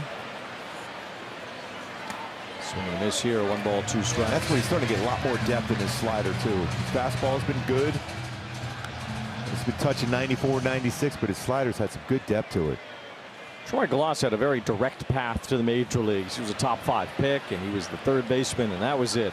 There was no doubt about Troy Glaus as a major leaguer. Wasn't that way for Bowers, who was drafted in 2013 out of high school. He was a 7th-round pick, and he started getting moved around. The Padres are the team that drafted him. He got traded to the Rays in that original Trey Turner 3-team deal that sent Turner to Washington. He got traded to Cleveland when the Rays got Yandy Diaz. 2 balls, 2 strikes. He made his major league debut with Cleveland, ended up with the Yankees and then the Brewers, and finally now he's really getting the opportunity to be a regular contributor at this level. He's 30 years old. He hammers another one to the right field corner. It's hooking and it's foul. Boy, just look at his hands on the bat there and how relaxed his hands are. That's the thing you look for, and you can notice that as a catcher sometimes, even as a pitcher. His hand, sometimes when you grip that bat so tightly, you don't have a chance to get certain parts of the plate. His hands are so relaxed, and he's catching that out in front like that. That slider got too much of the plate, very similar to the home run he hit early on the slider out over the plate. To try to paint a fastball away here. Swing and a miss, strike 3. Natera does just that to get the punch out.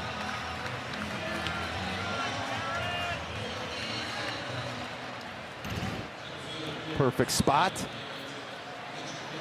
Just gets it by him upstairs. Outer half of the plate. Left-handers are now 3 for 33 against Natera. With 16 strikeouts, he has totally shut down lefties. The righties haven't done much either. Chance to talk to his dad today. So proud of his son. Down on the field.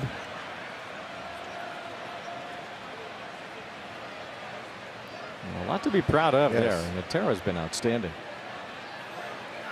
He's given up only 9 hits in 75 at bats overall. That's a 120 opponent's batting average.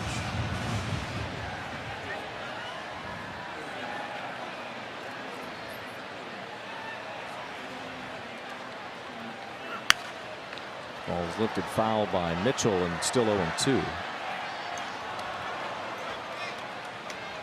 Natera has 33 strikeouts in 22 innings. You look at his numbers, and he has been outstanding at this level as he's gotten to this level for the first time. Another strikeout against a lefty. It's Mitchell down on strikes. That was another great, that time a slider. On top of that one, some bite to it.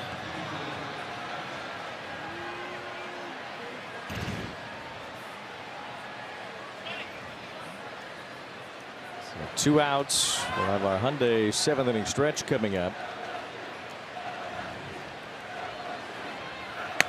Swing and a miss by Cooper Pratt. 97 upstairs. 97 now. Pratt has walked and struck out today.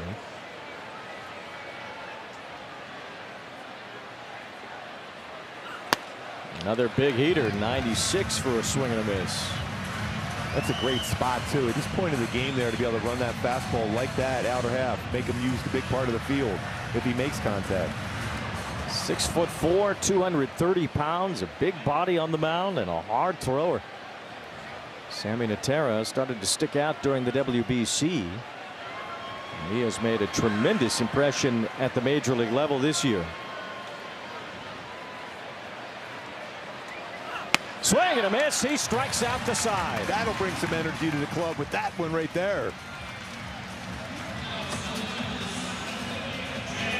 Tara just revs the engine and strikes out all three in the inning, blows the fastball by Cooper Pratt. It's time for our Hyundai 7th inning stretch as we take you to Atlanta. The Braves starting to play well once again. Ronald Acuna back from injury. Another injury. That power never seems to sleep on Acuna. His 9th home run this year as the Braves defeated the Washington Nationals at SunTrust Park, or Truist Park today. Red Sox and the Dodgers at Dodger Stadium. Cedar Rafaela with a multi-homer game. Only the 2nd of his major league career. Game still ongoing at Dodger Stadium tonight. Rafaela taking Yoshinobu Yamamoto deep. They closed it out, the Red Sox. They did. Yes. Chapman. Well, he's been amazing throughout his career. The all-time reliever strikeout king.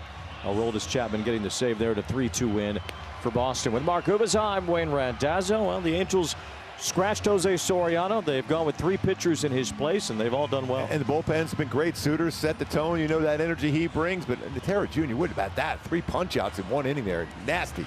Nicely done by Natera, Suter, and Carey tonight, trying to preserve a 1-1 game right now. It's our 7th inning stretch presented by Hyundai.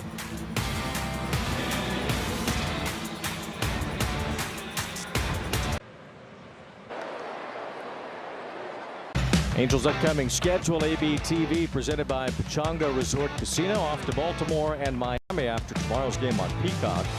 And the Angels are back home with the Rangers in town for 4. The Royals here as well. As the schedule rolls into the dog days of August. Yes. The ball's in a strike on d'Arnaud. Still feels that way, the dog days? I don't know. You don't hear that as much as you used to. Some well-rested players now. They don't feel quite that stress. It could be part of it. I wonder if the wild cards and all these extra playoff spots are part of it too. You don't have time to think about your stress in the season and how long it's been and what have you. You know, back when it was just whoever won each division and moved on, sometimes the divisions were settled by the middle of August, and there weren't many pennant races, and certainly there weren't many teams in the pennant race, even if there was one. Plus, you know, the nutrition and everything for the players nowadays, too. The energy they have every day.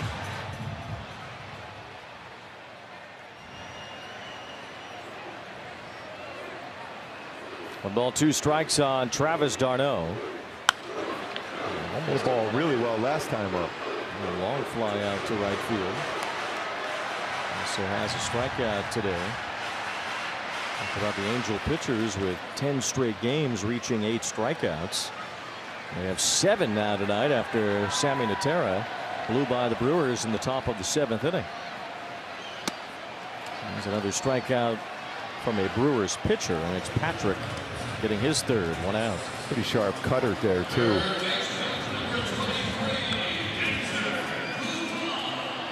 A lot of those cutters away, so this is maybe plays into there's a Guzman swing. We saw that last night, the right center field. That's the kind of approach you're probably going to have to take against him here. 1 away, and Guzman stands in. He does go that way and lines a base hit. So Guzman looking to right field more the last couple of days. Homered out to right center yesterday. And now has a base hit to right in the 7th. And good speed there, too. You see what he was trying to do. Wayne is just trying to go that other way. He makes a good contact with the barrel.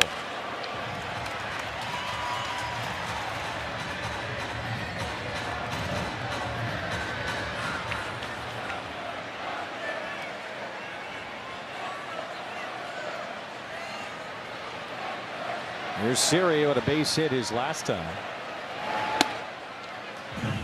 It's a strike. Angels still have a challenge left. Brewers do not.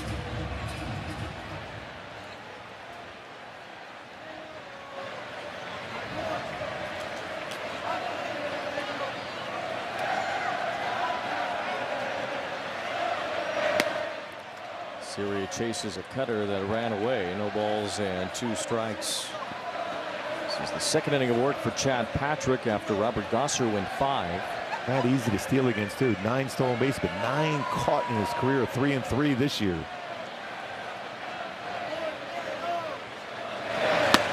Nasty to get Siri on the cutter, and that's a strikeout for Patrick. He has fanned 4 since entering the game. Zach Neto will be the batter here with 2 outs. Rosser, by the way, the 290th time this season a starter has gone 5 innings while throwing 80 or fewer pitches and got pulled from the game. Most that's ever happened was in 2022. Could be a new record this year. Swing and a miss.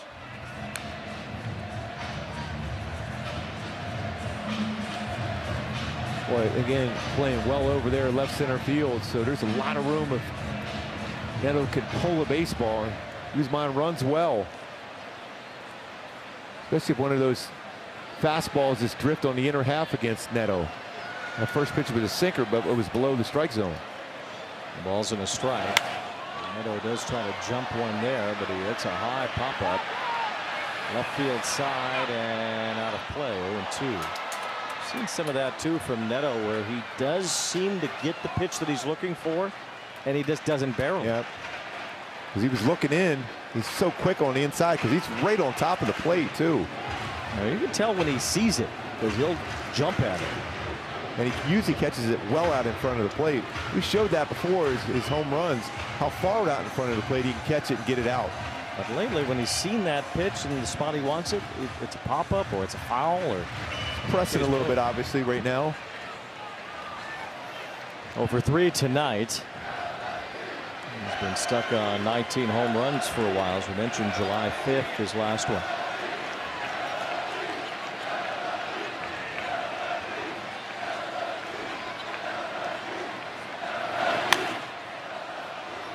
Oh, you're ready again, Wayne.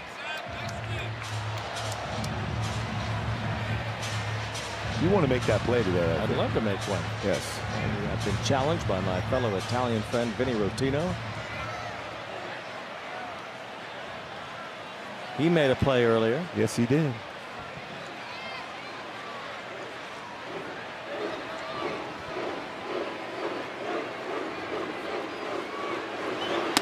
Italians should always stick together. I think of 1 or 2 that should remember that. Yes. Every once in a while. Somebody needs to be reminded. 1 ball, 2 strikes on Neto.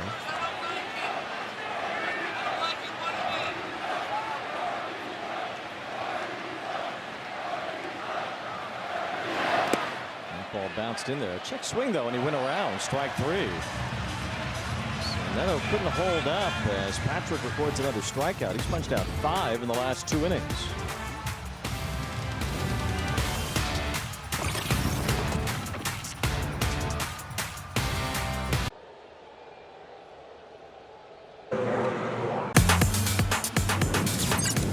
Pitchers tonight have looked good for the Angels in what's turned into a bullpen game.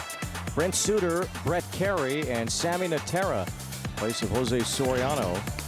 It was scratched from the start with the trade deadline looming. Extremely impressive. I'm going to say this stat and then I'm going to say something else that will get more attention, but I want to get this through first. No balls and a strike on Ortiz. That's in there. 0-2. Sammy Natera has the lowest opponent average against left-handed batters this season. 0.88 lefties have hit off of Natera. That's better than Mizorowski and Mason Montgomery of the Pirates, who are 2nd and 3rd. So now that I've said that, take a deep breath, because Mark Feinsand has reported that Tarek Skubal has been traded to the Dodgers. Incredible.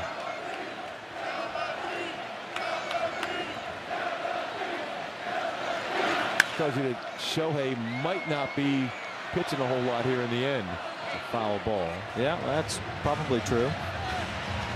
Once again, the Dodgers step up. They get the big fish.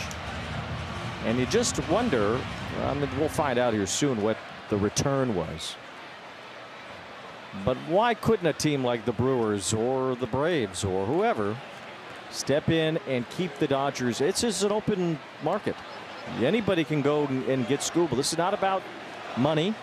This is about trading prospects. Yeah. And how could these other teams allow that to happen. Especially when you think about the Brewers and all the incredible prospects they have. Swing and a miss by Ortiz, and Matera just striking dudes out. That's 4 in a row. That's another filthy slider.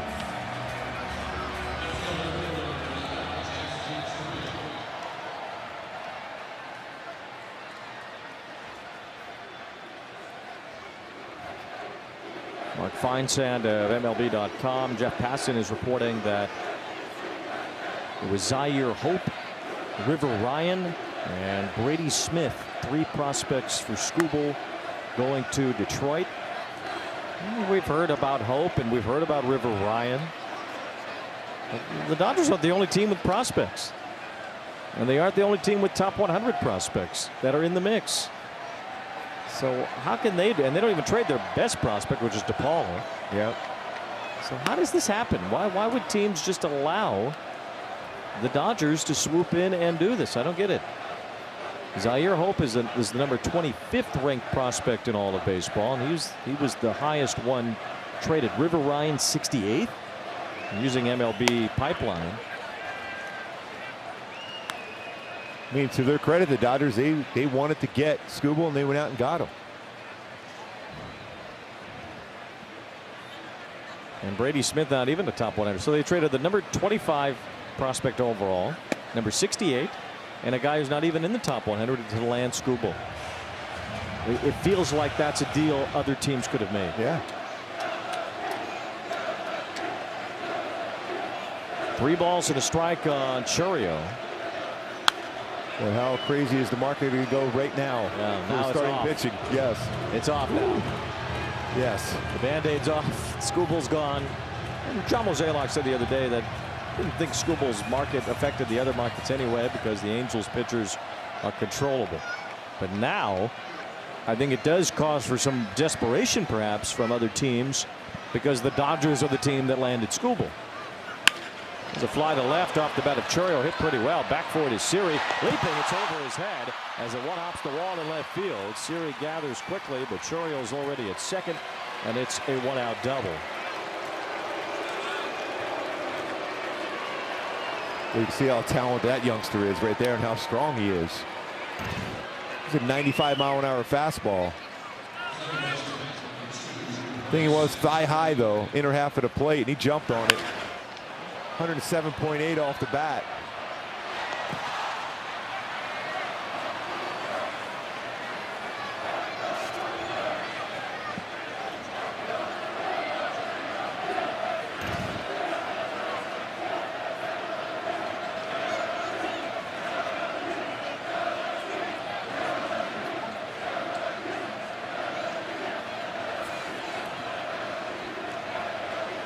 Got to keep an eye on him at second base here, too. Lefty-lefty matchup with Terang at the plate. It's ball 1 from Matera. Mercedes-Benz covers every base. The Brewers steal the most bases going back to 2024 of any team in the major leagues.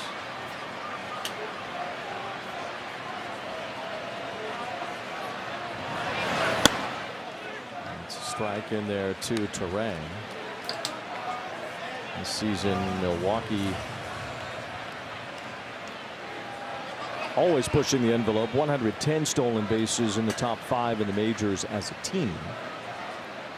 Chourio has 10. Swing and a miss by Terang. Yeah, so far, Matera Jr. is doing a nice job of varying his look back to second.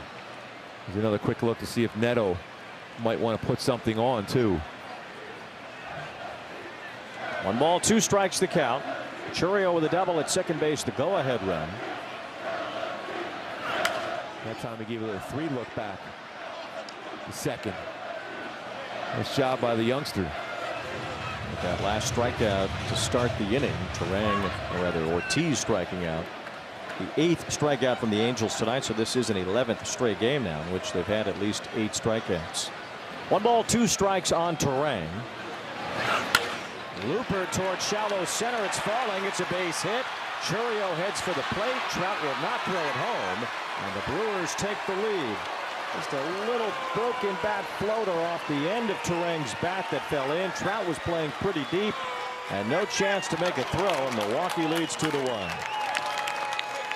This contact made, we talk about this team making contact. Even though Sammy Natera Jr. has been doing a great job as far as getting no contact with 4 straight strikeouts, but this one off the end of the bat.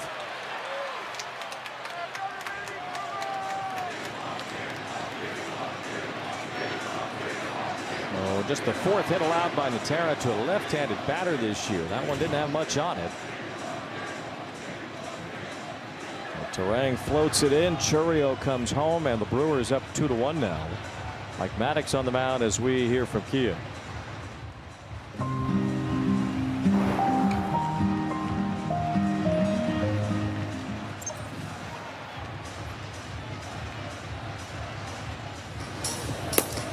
Kirby Yates getting warmed up quickly.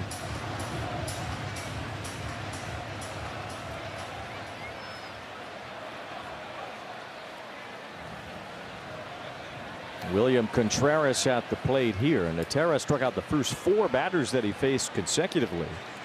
For that Chourio double over the head of Siri, and now the RBI hit from Terang. Well, 1 to Contreras. It's the end of the Brewer bullpen. We saw him yesterday, Abner Uribe and Trevor McGill. Some flamethrowers down there in the 8th and 9th innings for Milwaukee. Ball 1 strike on Contreras.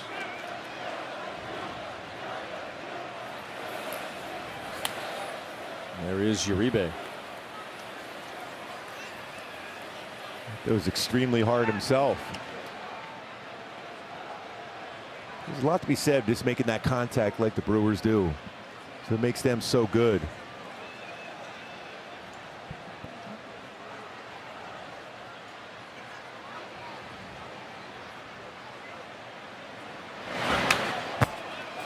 Ball 2 strikes Contreras, or 0-2 rather.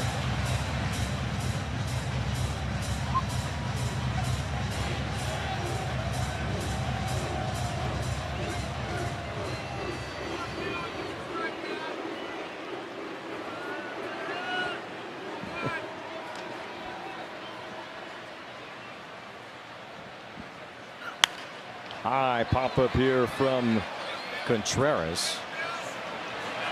Neto, Grissom wasn't sure that Neto had it at first, but Grissom took 2 aggressive steps toward Neto, but he had it all along. 2 outs.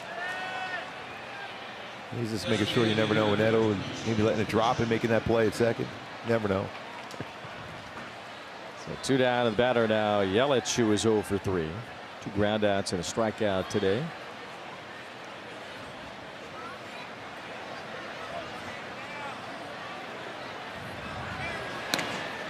Talking about earlier with the Brewers and maybe being involved in the Skubal business. Now the Skubal's been reportedly traded to the Dodgers.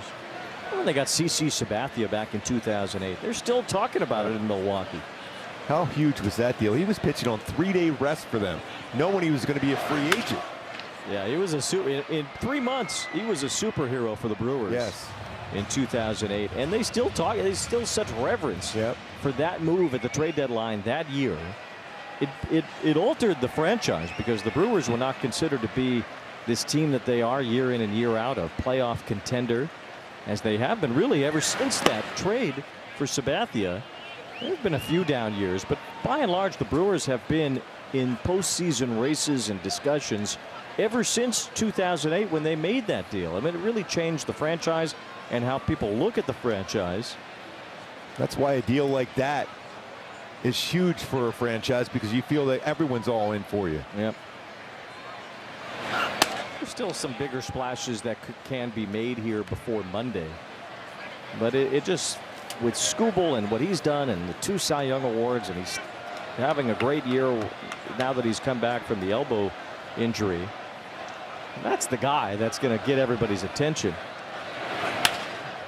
There's a little broken bat fly ball to the left field side, and that's foul. Well, Sasaki after the game the other day said, "No, I could pitch out of the bullpen in the playoffs." It's almost as if they anticipated that happening, because you got Blake Snell coming back, Tyler Glasnow coming back. I mean, there's only so many spots in a rotation. And that's exactly when the guys you just mentioned, and they were going to get a starting pitcher probably no matter what, if Shohei especially is not going to be a big factor for them in the postseason as a pitcher.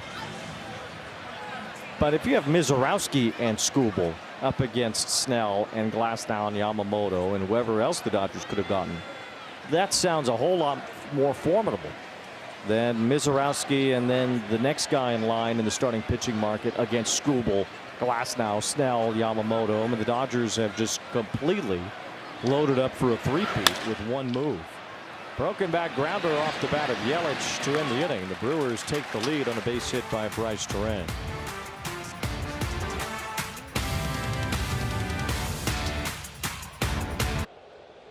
Angels baseball on ABTV, brought to you by the Wells Fargo Active Cash credit card. Earn unlimited 2% rewards on cash purchases. Terms apply. And by the OC Healthcare Agency, your mental wellness resource.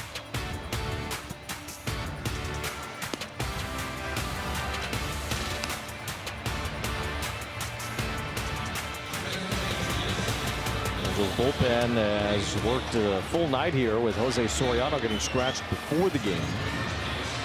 The Angel pitchers have done their part. Sammy Natera did give up the go-ahead run in the top of the 8th inning. Well, he threw the ball really, really well. This one baseball hit hard. That was it. Now it's a guy tough to square up. The very hard throwing and gunslinging Abner Uribe.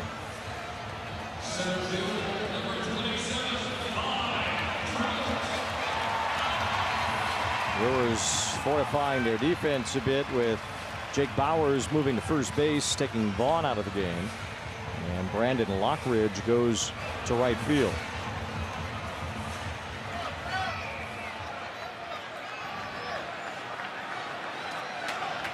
And here is Trout to lead it off. Trout has been on base all 3 times today. A single and a run scored in the first inning.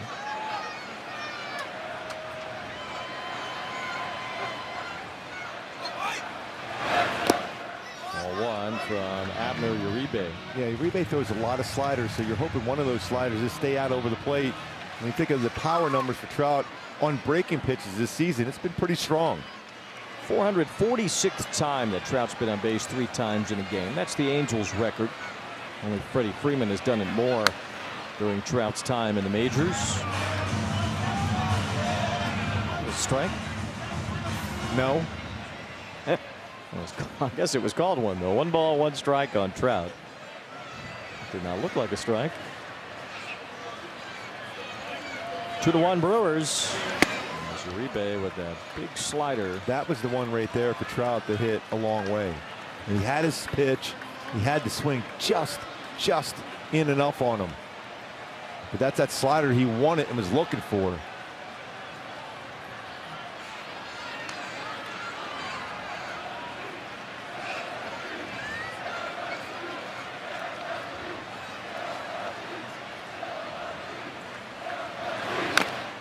Stays alive following off that 100-mile-an-hour pitch from Uribe.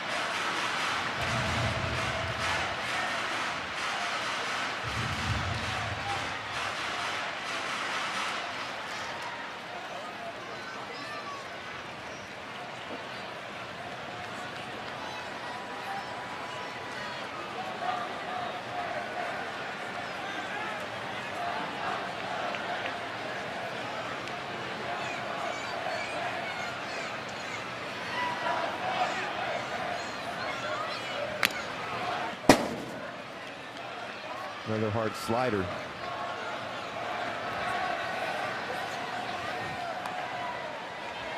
One ball, 2 strikes. Trout with a single. He scored from first base in the first inning on Soler's loop double down the left field side. Angels have not scored since, though. Trout has a single and a walk in his 2 plate appearances after that.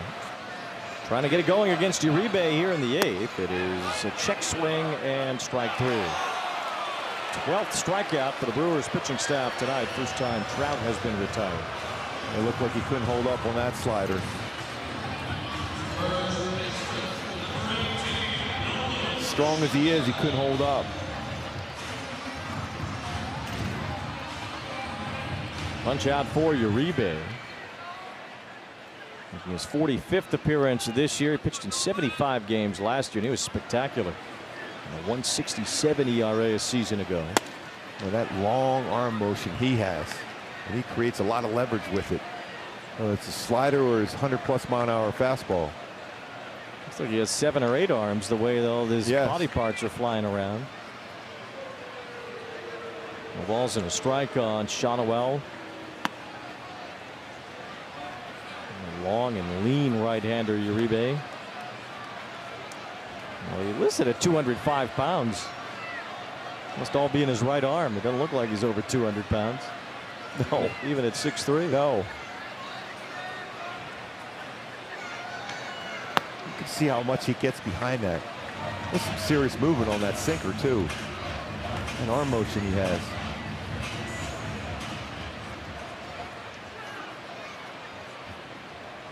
Did a nice job for them against the Cubs in the division series last year. Gave up a couple of runs when he faced the Dodgers in the championship series. Ball 3 to Shotwell, and well, the road to preventing the Dodgers three-peat just got a whole lot more difficult for everybody, with Tarek Skubal reportedly headed to the Dodgers. No question, it'll be a difficult task. 3-1 pitch. See if he can jump on this one now. Pop up. Had that slider too. Ortiz in fair ground for the catch. 2 outs. That is what we have been talking about. Jeff Passan with the deal that Zaire Hope, the 25th ranked prospect in all of baseball, according to MLB Pipeline. He's been traded before too. Zaire Hope didn't even necessarily come through the Dodgers system. River Ryan, the 68th best prospect, and Brady Smith not in the top 100. Headed to the Tigers. River Ryan, he's going to be 28 years old in a couple of weeks. So he's still on the prospect lists, but not exactly a young up-and-comer either. With a lot of injuries over the years, River Ryan just delayed his progress to get to the big leagues. He's only made 16 pitching appearances in the last 3 years. Well, balls at a strike on Soler with 2 out and nobody on. A lot of times we think of prospects, you just don't know what they're going to turn into. A lot of those prospects are there to be able to bring in a Skubal to your franchise. I mean, that's a huge pickup for the Dodgers. Just huge. One, it helps their starting staff out, having one of the best arms, but also prevents any of the teams that are going to be competing against them in the postseason. That, I remember the Yankees doing that when I was, in the big leagues in the 80s and 90s. Whenever they were on a roll, they would say, well, we'll get whoever, even if it means preventing the other team from getting that great player. Swing and a miss by Soler. Quick hitting for Abner Uribe, who celebrates his work in a 1-2-3 frame.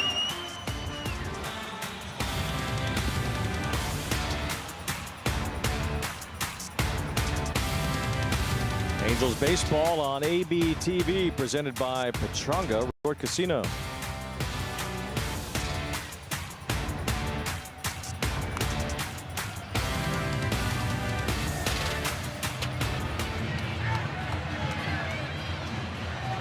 Kirby Yates on the pitch here in the 9th inning.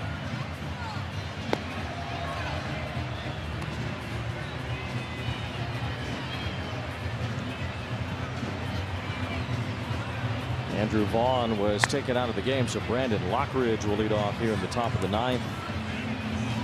The Brewers put Lockridge in the game as a defensive replacement in the bottom of the 8th inning. They need to get involved with Abner Uribe working a 1-2-3 frame. Imagine we'll see Trevor McGill then in the bottom of the 9th inning.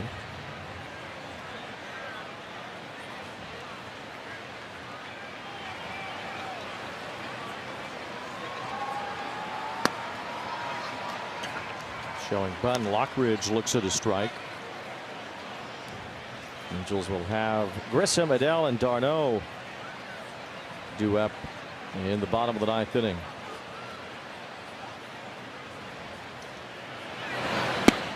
Good splitter.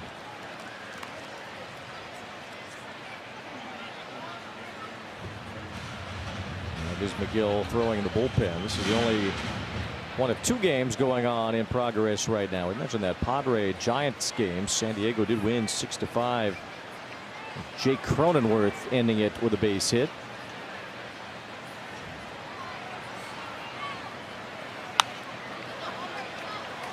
Detroit leads the A's 7-2 in the bottom of the 7th. Max Clark is at his first major league homer for the Tigers tonight. And everybody's mad at them now. Yes, oh yes. No balls, 2 strikes on Lockridge. Bowers and then Mitchell do appear in the 9th inning against the Yates. A swing and a miss, strike 3. The punch out for Kirby Yates.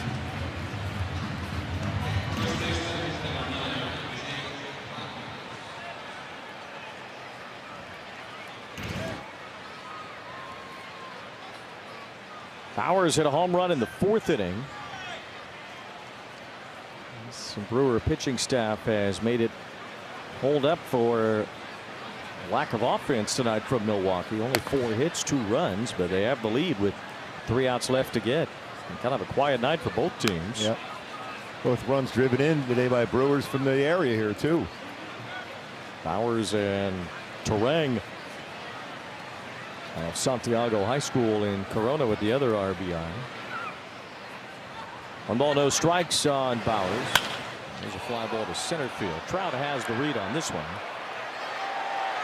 2 up, 2 down here in the 9th inning. We'll have our Angels Live postgame show presented by Kia. Our next broadcast on ABTV will be after the trade deadline, so I'm sure we'll have a lot to talk about Tuesday night. It's a Peacock broadcast tomorrow, though. It will be Matt Vasgersian calling the game with Gooby, Vinny Rotino, and Erica Weston down on the sideline as well. What a pitching matchup. Pretty good pitching matchup here with all the arms doing their thing today. It turned out. Yes. Mike Vassallo, who is one of the best PR guys in the business, the Brewers PR director, said, it's a little bit Angels heavy on that broadcast tomorrow. Well, Matty also was a Brewer announcer too, play-by-play. That's true. Yeah, so it's even up. Well, so what's he crying about then? Yes. Mike Vassallo is probably watching SummerSlam right now anyway. That guy loves WWE way more than I ever could, if you could believe that. I'm sure you're taping it. 3-0 on Mitchell. Erica? Well, I got nothing. I'm just saying hi. Hi. I had some questions for Evan Schloff, but he cut me off, so it's fine. What else is new? Strike, and it's 3-1.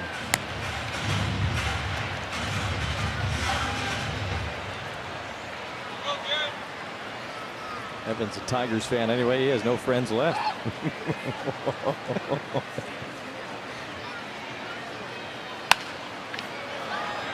3-2 the count.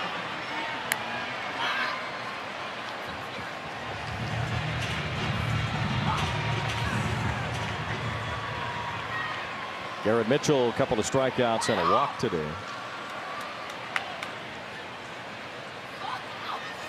Brewers looking to get their 69th victory of the year, which would tie them with the Dodgers for the most wins in baseball. They would have a better record overall because the Dodgers lost back-to-back games to the Red Sox. Yeah, they can't lose anymore. It's 26-5 now for Boston in the last. It's unreal. It all started really here. Yeah. Yeah, it did. 3-2 on Mitchell. You win a game when Yamamoto's on the mound, you're doing something well. All 4 as Mitchell is on. It's the first walk from an Angels pitcher since Brent Suter walked the bases loaded in the 2nd inning, but didn't give up any runs. Suter pitched the first 2 tonight. Brett Carey threw the ball well in his 2nd big league outing, his first here at Angel Stadium, giving up a run on 2 hits in his 4 innings of work. And Matera struck out the first 4 that he faced before a double and a single plated a run for the Brewers. Runner going. D'Arnaud throws from his knees, and Mitchell's already popping up with a stolen base. Another steal for the Brewers on the year. They are so aggressive. And when you make contact like that, guys in scoring position always have you nervous on the mound. 9th steal for Mitchell this season. Cooper Pratt is the batter. A couple of strikeouts and a walk.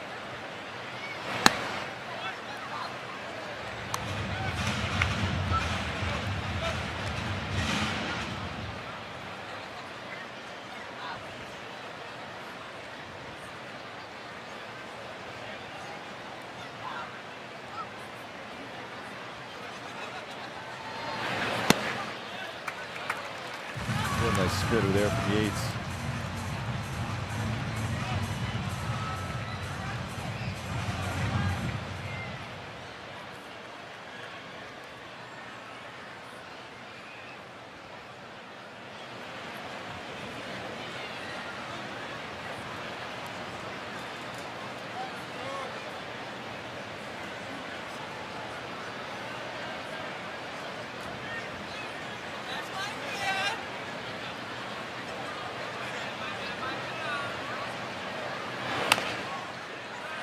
Pratt fouls off another. 1 ball, 2 strikes.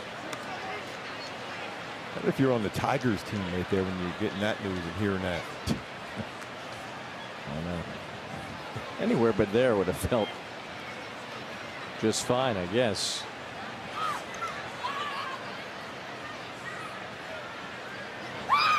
Cooper Pratt, about a year old when Kirby Yates was drafted, by the way.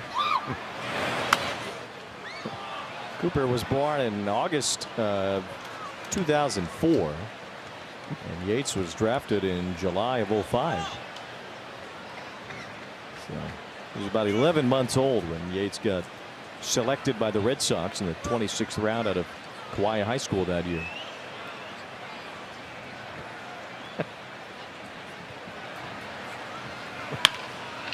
Little roller up the middle, and that sneaks into center field. So the 2-out walk and the stolen base pay off as Milwaukee gets an insurance run. It's 3-1. And that's what they do. They just made contact. Both runs here late have been not squared up, but hit up the middle, contact with a man in scoring position.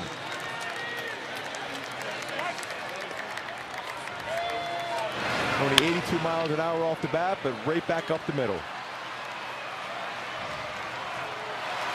And Pratt's fast also. He's going to be going here pretty quickly, you would think.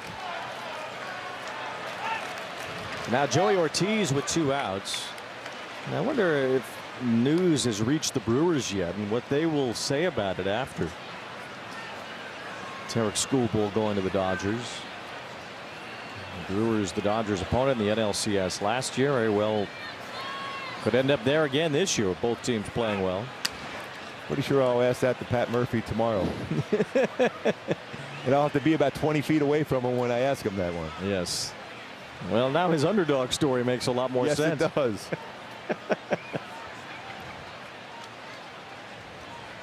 I might come tomorrow just to sit in on the manager meeting. I love Pat Murphy. Yes. 2 outs with Joey Ortiz at the plate and a smack foul.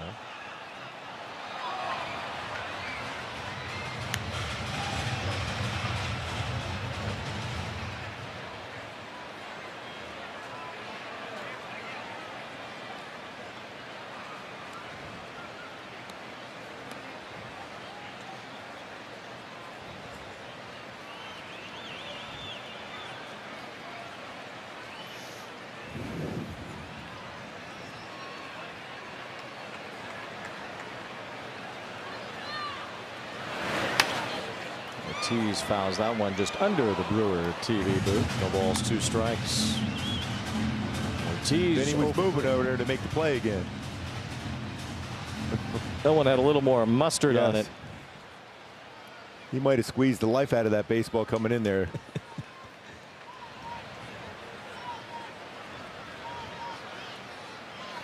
Runner going, and Ortiz chops it down the third base line. Long throw, quick release, and Guzman put it right on target. Nice play by Guzman. That long throw. He's really doing a nice job at third base.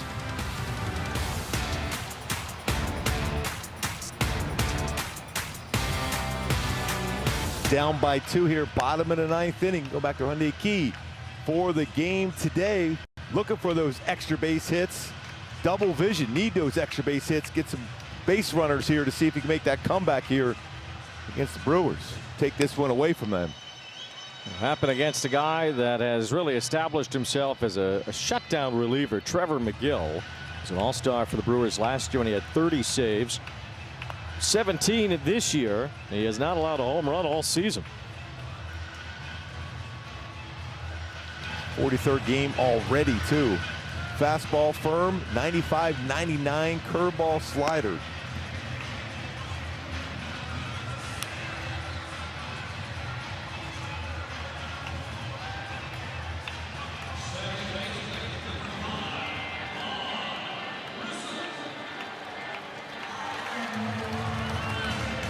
Vaughn Grissom leads it off here in the bottom of the ninth against McGill. Angels have only managed one run tonight. It was in the first inning.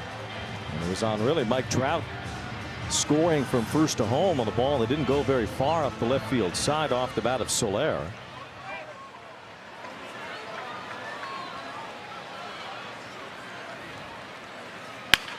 Ground ball on the first pitch here right at Ortiz. One out.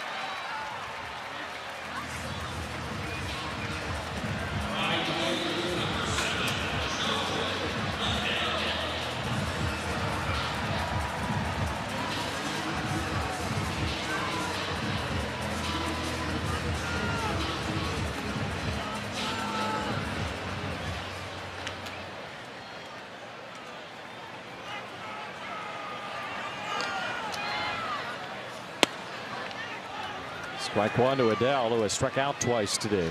Look at the top of that 98 that fastball. Angels with that early game tomorrow, 12:15 on Peacock. Ground ball to short. Cooper Pratt has that. 2 up, 2 down, and then, well, after the game tomorrow, it'll be 24 hours of focus on the trade deadline for the Angels, and we'll see what moves are made, which ones aren't made, and how this team looks when they take the field Tuesday night in Baltimore. Yeah, it'll be real interesting to see what happens there.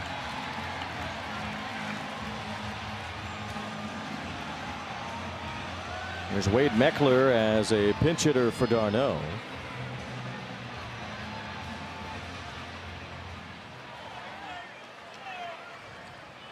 Pressure will certainly be on some of the other playoff contenders. Now that Tarek Skubal has reportedly landed as a Dodger. And those teams in the starting pitching market, well, Reed Detmers, Jose Soriano, their names are out there. And does that make some of these other teams feel like they have to act? You always feel that's the case. Always feel that's the case. It's the reaction by other teams that they know they're going to have to play them in the postseason.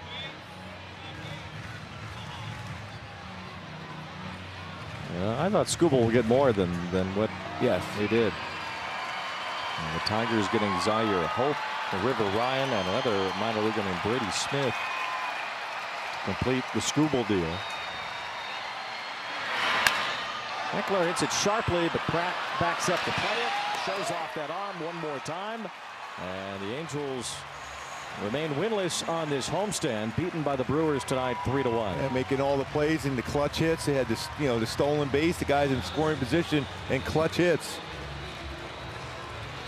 A Toyota player of the game, the hometown kid Bryce Terang had the go-ahead hit in the 8th inning. Yeah, just making some contact with a man in scoring position. That's been their trademark all season long. That's why, regardless of what they do now at the trade deadline, they're still a formidable team going into the postseason. They certainly are. They've won the first 2 games of this series. They have the best record in baseball now as they beat the Angels 3-1. We will wrap it up in just a moment.